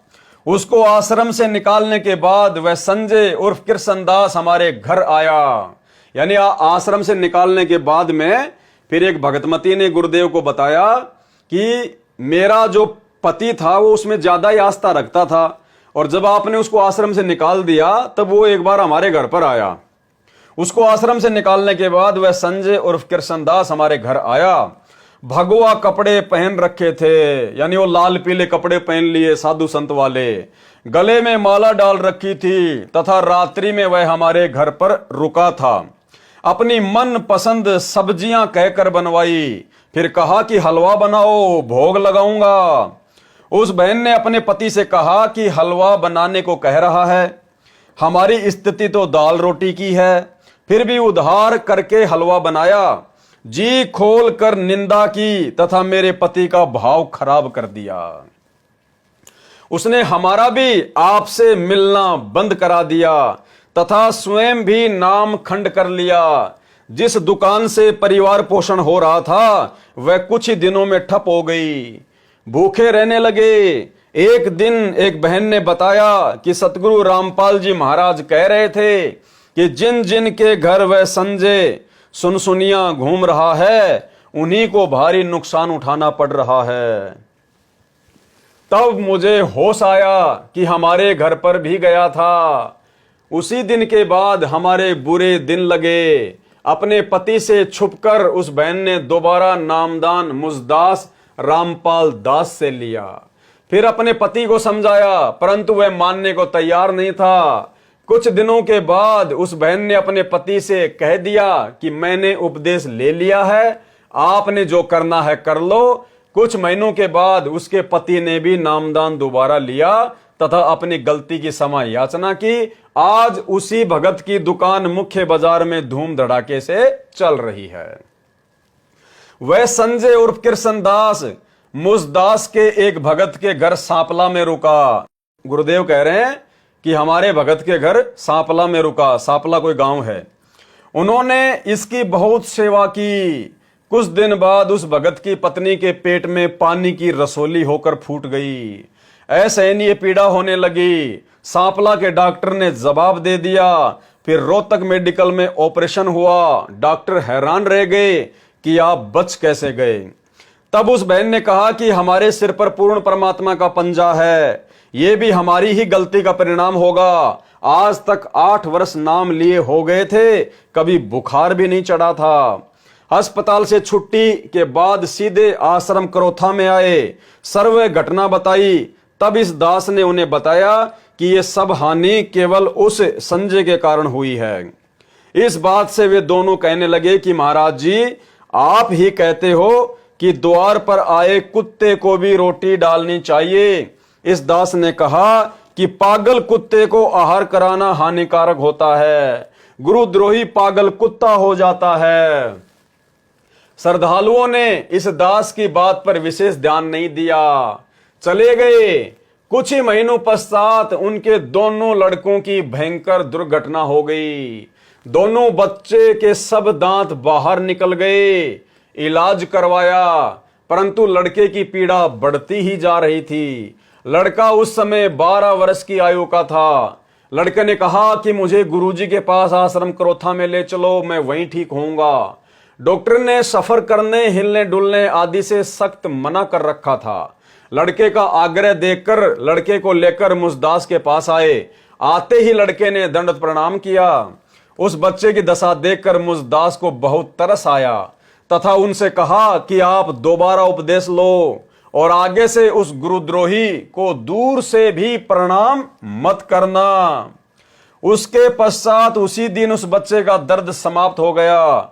दांत जो हिल रहे थे जाम हो गए। उससे तीसरे दिन दिल्ली में पंजाब खोड़ गांव में रविवार का सत्संग था। वहां वह लड़का तथा उसका पिताजी दोनों सत्संग सुनने पहुंचे तथा सारी कहानी बताई। उसके बाद सुख से रह रहे हैं। एक बार दिल्ली में नजफगढ़ में 5 दिवसीय सत्संग हुआ था। उसके पोस्टर लगाने ये नकली महाराज संजय, जो कृष्णदास बना हुआ है, अन्य सेवकों के साथ सेवा करने गया हुआ था। नजफगढ़ के आसपास के भक्तों ने इसको गुरुजी के तुल्य आदर सत्कार दिया। बताओ, संगत इतनी नादान। 3 साल से घटनाक्रम चल रहा है। पूरी संगत को गुरुजी ने कई बार बता दिया कि इसको आश्रम से निकाल दिया है, ये गुरुद्रोही है, इसके संपर्क में मत रहो, बहुत सारे भक्तों को नुकसान हो चुका है। फिर भी संगत के कान पर जूं नहीं रहेंगी और फिर भी उसको उसी प्रकार से अपने गुरुजी के जैसा आदर सम्मान देने लग गई। अन्य सेवकों के साथ सेवा करने लगा हुआ था। नजफगढ़ के आसपास के भक्तों ने इसको गुरुजी के समान आदर सत्कार दिया। इसको सारा प्रसाद चाय के साथ बिस्कुट, बर्फी आदि देते थे और वह पहले उठाता फिर अन्य को वितरित किया जाता था। अनजान संगत को पता नहीं था कि वे गुरु भर्ता पद से गिर रहे हैं। भाई और बहनों, उन भक्तों ने क्या किया? जो भी प्रसाद बनता था, चाय, बिस्कुट, बर्फी, लड्डू, सबसे पहले वो कृष्णदास के सामने लेके जाते थे। पहले वो खाता, फिर भक्तों में बांटा जाता। जबकि साध संगतियों में एक आध बार ऐसी घटना हुई है। दास के पास में कुछ भगत इस प्रकार से सबसे पहले कोई शिकंजी या दूध या प्रसाद लेकर आए और सबको पता है, साध संगत वाले भाई बहनों को। दास ने कहा कि भगत जी, ये क्या कर रहे हो आप? अरे मेरे से पहले आप कितने भक्तों को पार करके आए हो, वो क्या भगत नहीं है? मैं कोई स्पेशल हूं क्या? हम सब परमात्मा के बच्चे हैं, 2 कोटि के जीव हैं, समान हैं। अगर पवनदास को विशेष महत्व दोगे तो परमात्मा नीचे गिरा देगा। ये गलती दोबारा मत करना। और दास ने वो प्रसाद नहीं लिया कि पहले परमात्मा के बाकी बच्चों को दो, उसके बाद में दास लेगा। क्योंकि भाई और बहनों, ये माइनस पॉइंट है जो परमात्मा हमें बता चुके हैं, समझा चुके हैं। इसलिए हम सत्सेवक अब वो गलतियां नहीं करने वाले। तो इस प्रकार से भक्तों ने भी गलतियां नहीं करनी है। किसी भगत को विशेष महत्व देते हुए सबसे पहले उसको सम्मान आदि नहीं देना विशेष। सब परमात्मा के बच्चे हैं, परमात्मा की दृष्टि में सब बराबर हैं। चाहे कोई कहीं का भी हो और कैसा भी हो, चाहे मेरे जैसा कोई बहुत ज्यादा बोलता हो या किसी को बोलना ना आता हो, परमात्मा की दृष्टि में दोनों आत्मा बराबर हैं। इसको सारा प्रसाद चाय के साथ बिस्कुट, बर्फी आदि देते थे और वह पहले उठाता फिर अन्य को वितरित किया जाता था।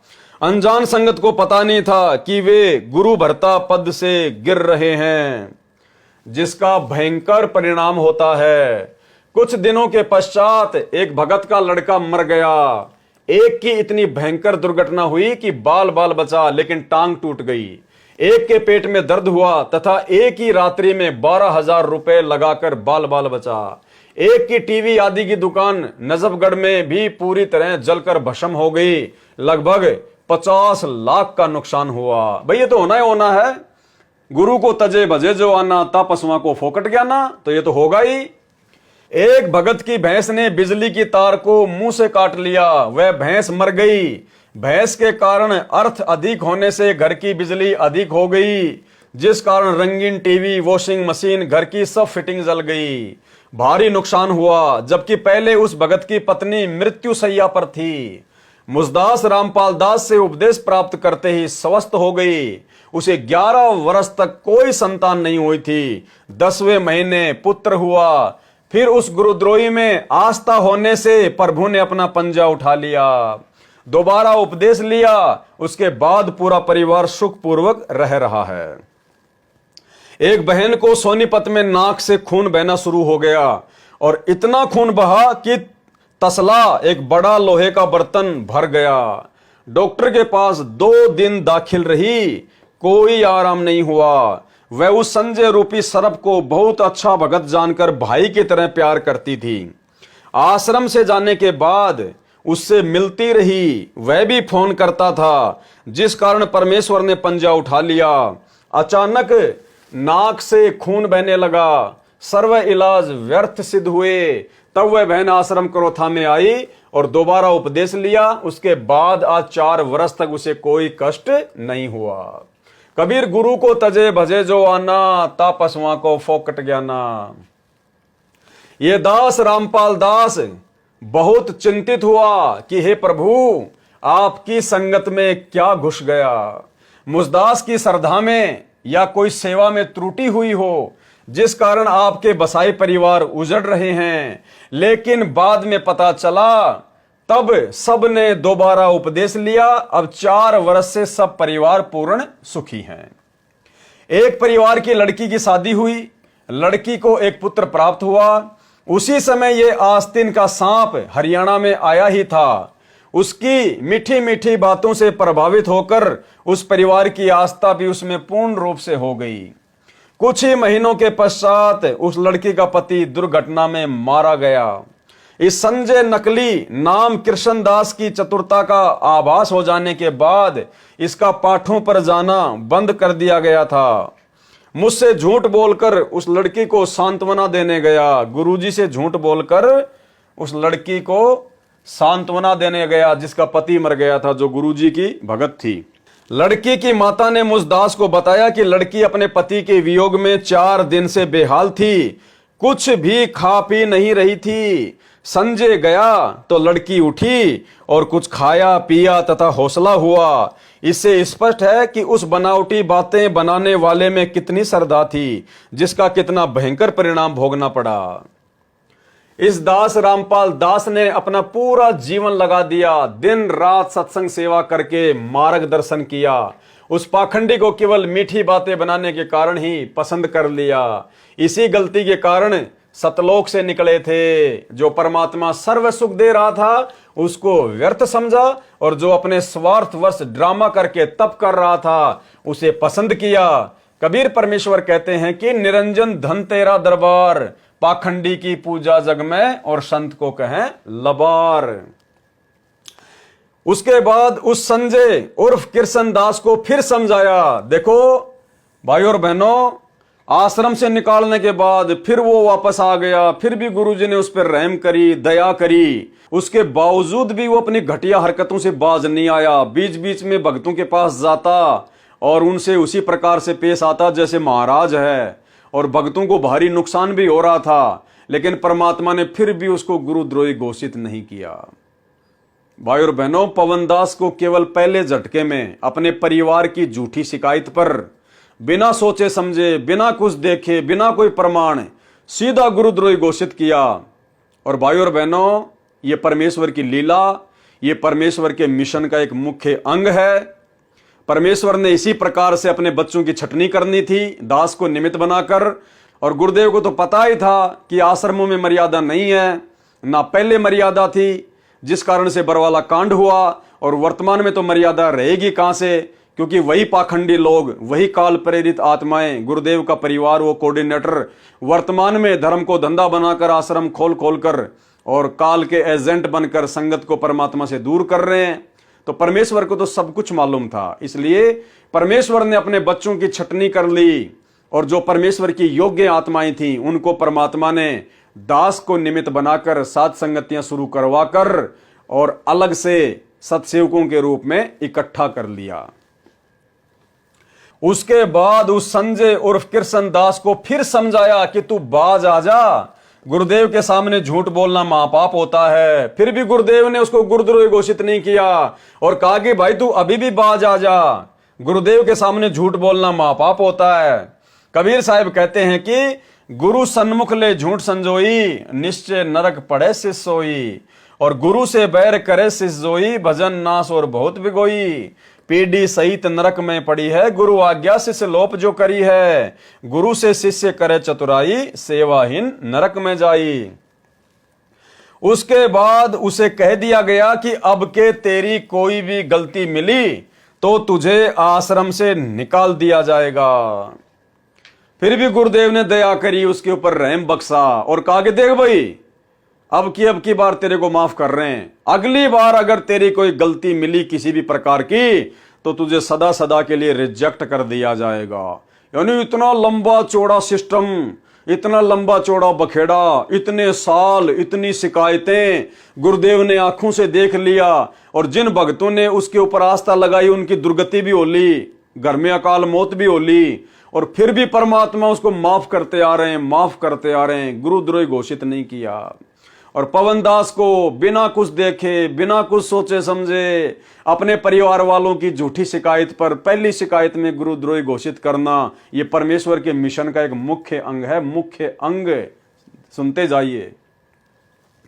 उसके बाद उसे कह दिया गया कि अब के तेरी कोई भी गलती मिली तो तुझे आश्रम से निकाल दिया जाएगा।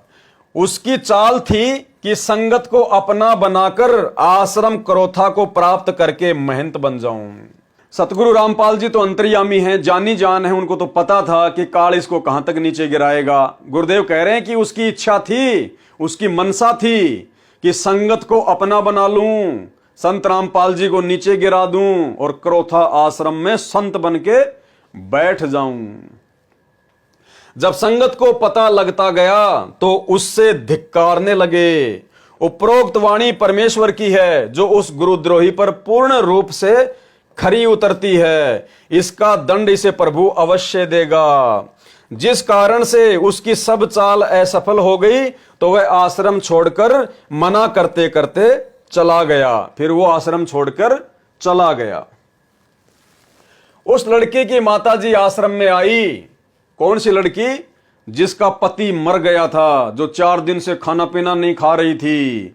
लेकिन जैसे ही वो संजय गुरुद्रोही उनके घर पर उनको सांत्वना देने गया तो उसकी तुरंत बात मान ली और खाना खा लिया। उसकी मां जब आश्रम में आई तो उसने पूछा कि संजय भगत जी कहां हैं? इस दास ने कहा कि वह तो आश्रम छोड़कर जा चुका है। उस नादान की अनजान संगत पर इतनी छाप थी कि उस बहन ने कहा कि महाराज जी वह आश्रम भले ही छोड़कर गया लेकिन वह आपको नहीं छोड़ सकता। वो माई बोली कि वो भले आश्रम छोड़ के चला गया लेकिन गुरुजी वो आपको नहीं छोड़ सकता। यानी उसने इस कदर लोगों को भ्रमित कर रखा था। उस जैसा तो एक भी भगत नहीं है। तब उस नादान को समझाया कि आप गुरुजी से अधिक जानने लग गई क्या? आपको पता नहीं वह क्या था। लड़की व उसके परिवार ने पुण्य उपदेश प्राप्त किया। उसके पश्चात लगभग 4 वर्ष हो चुके हैं। उनके किसी पशु को भी हानि नहीं हुई। यह सब दुख का कारण वही संजय रूपी दीमक था। तो भाइयों और बहनों, ये पुस्तक भक्ति और भगवान जो कि आपको गुरुद्रोही की परिभाषा समझाएगी, गुरुद्रोही के लक्षण समझाएगी और किन परिस्थितियों में कितने सारे सबूत और प्रमाण देखने के बाद सतगुरुदेव भगवान उस आत्मा को गुरुद्रोही घोषित करते हैं, उस आत्मा को आश्रम से निकालते हैं। ये सारी बातें आपको ये पुस्तक भक्ति और भगवान समझाएगी। तो आज इस वीडियो में केवल इतना ही। और कल रात्रि 9 बजे सभी भाई बहन लाइव जुड़िए। इसके आगे का जो पार्ट है वो कल रात्रि में लाइव चलेगा। और ये पुस्तक भक्ति और भगवान हमारे बहुत सारी भ्रमणाओं का सत्यानाश कर देगी और हमें परमेश्वर के आशीर्वाद से, परमेश्वर द्वारा लिखी गई ये पुस्तक जो हम इसके वीडियो बना रहे हैं, हम समझ रहे हैं, ये पुस्तक हमें भक्ति मार्ग पर इतना दृढ़ कर देगी कि यहाँ के छोटे मोटे भगत तो छोड़िए, काल प्रेरित उनके एजेंट तो छोड़िए, स्वयं ज्योति निरंजन भी धरती पर उतरकर अगर संत रामपाल जी के भक्तों को भ्रमित करने की कुछ चेष्टा करे तो वो भी मुंह की खा के जाएगा, मुंह की खा के। और ये विशेष दया, ये विशेष मेहर परमेश्वर ने 7 संगतियों पर बख्शी है क्योंकि वर्तमान में ज्यादा से ज्यादा संख्या में केवल साध संगति से जुड़े हुए सत्सेवक भाई बहन ही इन वीडियो को देख रहे हैं, समझ रहे हैं और दृढ़ होते जा रहे हैं। बाकी संगत जिनको डरा रखा है साध संगतियों के नाम से, मुझ पवन दास को गुरुद्रोही घोषित करवाकर मेरे वीडियो देखने के लिए लोगों को मना कर रखा है, वो संगत आने वाले समय में रोएगी, पछताएगी। और उनको भी यदि भक्ति करनी है, आने वाले समय में यदि हम सत्सेवकों की तरह दृढ़ होकर भक्ति मार्ग पर चलना है, तो उनकी मजबूरी होगी इन वीडियो को देखना। आने वाले समय में इन साध संगति वाले वीडियो को उन्हें देखना ही पड़ेगा अगर उनको एक दृढ़ भगत बनना है तो, यदि भक्ति मार्ग पर गलतियां करने से बचना है तो। ये मैं कोई मानवश या घमंडवश नहीं कह रहा, घमंड करता है नीच आदमी, दुष्ट आदमी। मैं परमेश्वर जी के ज्ञान आधार से आपको बता रहा हूं, समझा रहा हूं, क्योंकि दास को सतगुरु रामपाल जी भगवान ने वर्तमान में अपनी संगत में निमित्त बनाकर खड़ा किया है, ताकि भाई बहनों के साथ साथ संगति करके ज्ञान आधार से चर्चा करके और परमेश्वर के ज्ञान के ऊपर दृढ़ होकर काल भगवान के षड्यंत्र को काट सकें। और उसके लिए परमेश्वर का आशीर्वाद आप और हमारे साथ में विशेष रूप से रहेगा उन आत्माओं के ऊपर जो आत्माएं निसंशय होकर ज्ञान को आधार बनाकर साध संगति से जुड़ी रहेंगी। तो अगला पार्ट कल रात्रि 9 बजे सभी भाई बहन लाइव जुड़िए। तब तक गुरुदेव भगवान से आशीर्वाद लेते हैं, इजाजत लेते हैं। बंदी छोड़ सतगुरु रामपाल जी परमेश्वर जी की जय हो।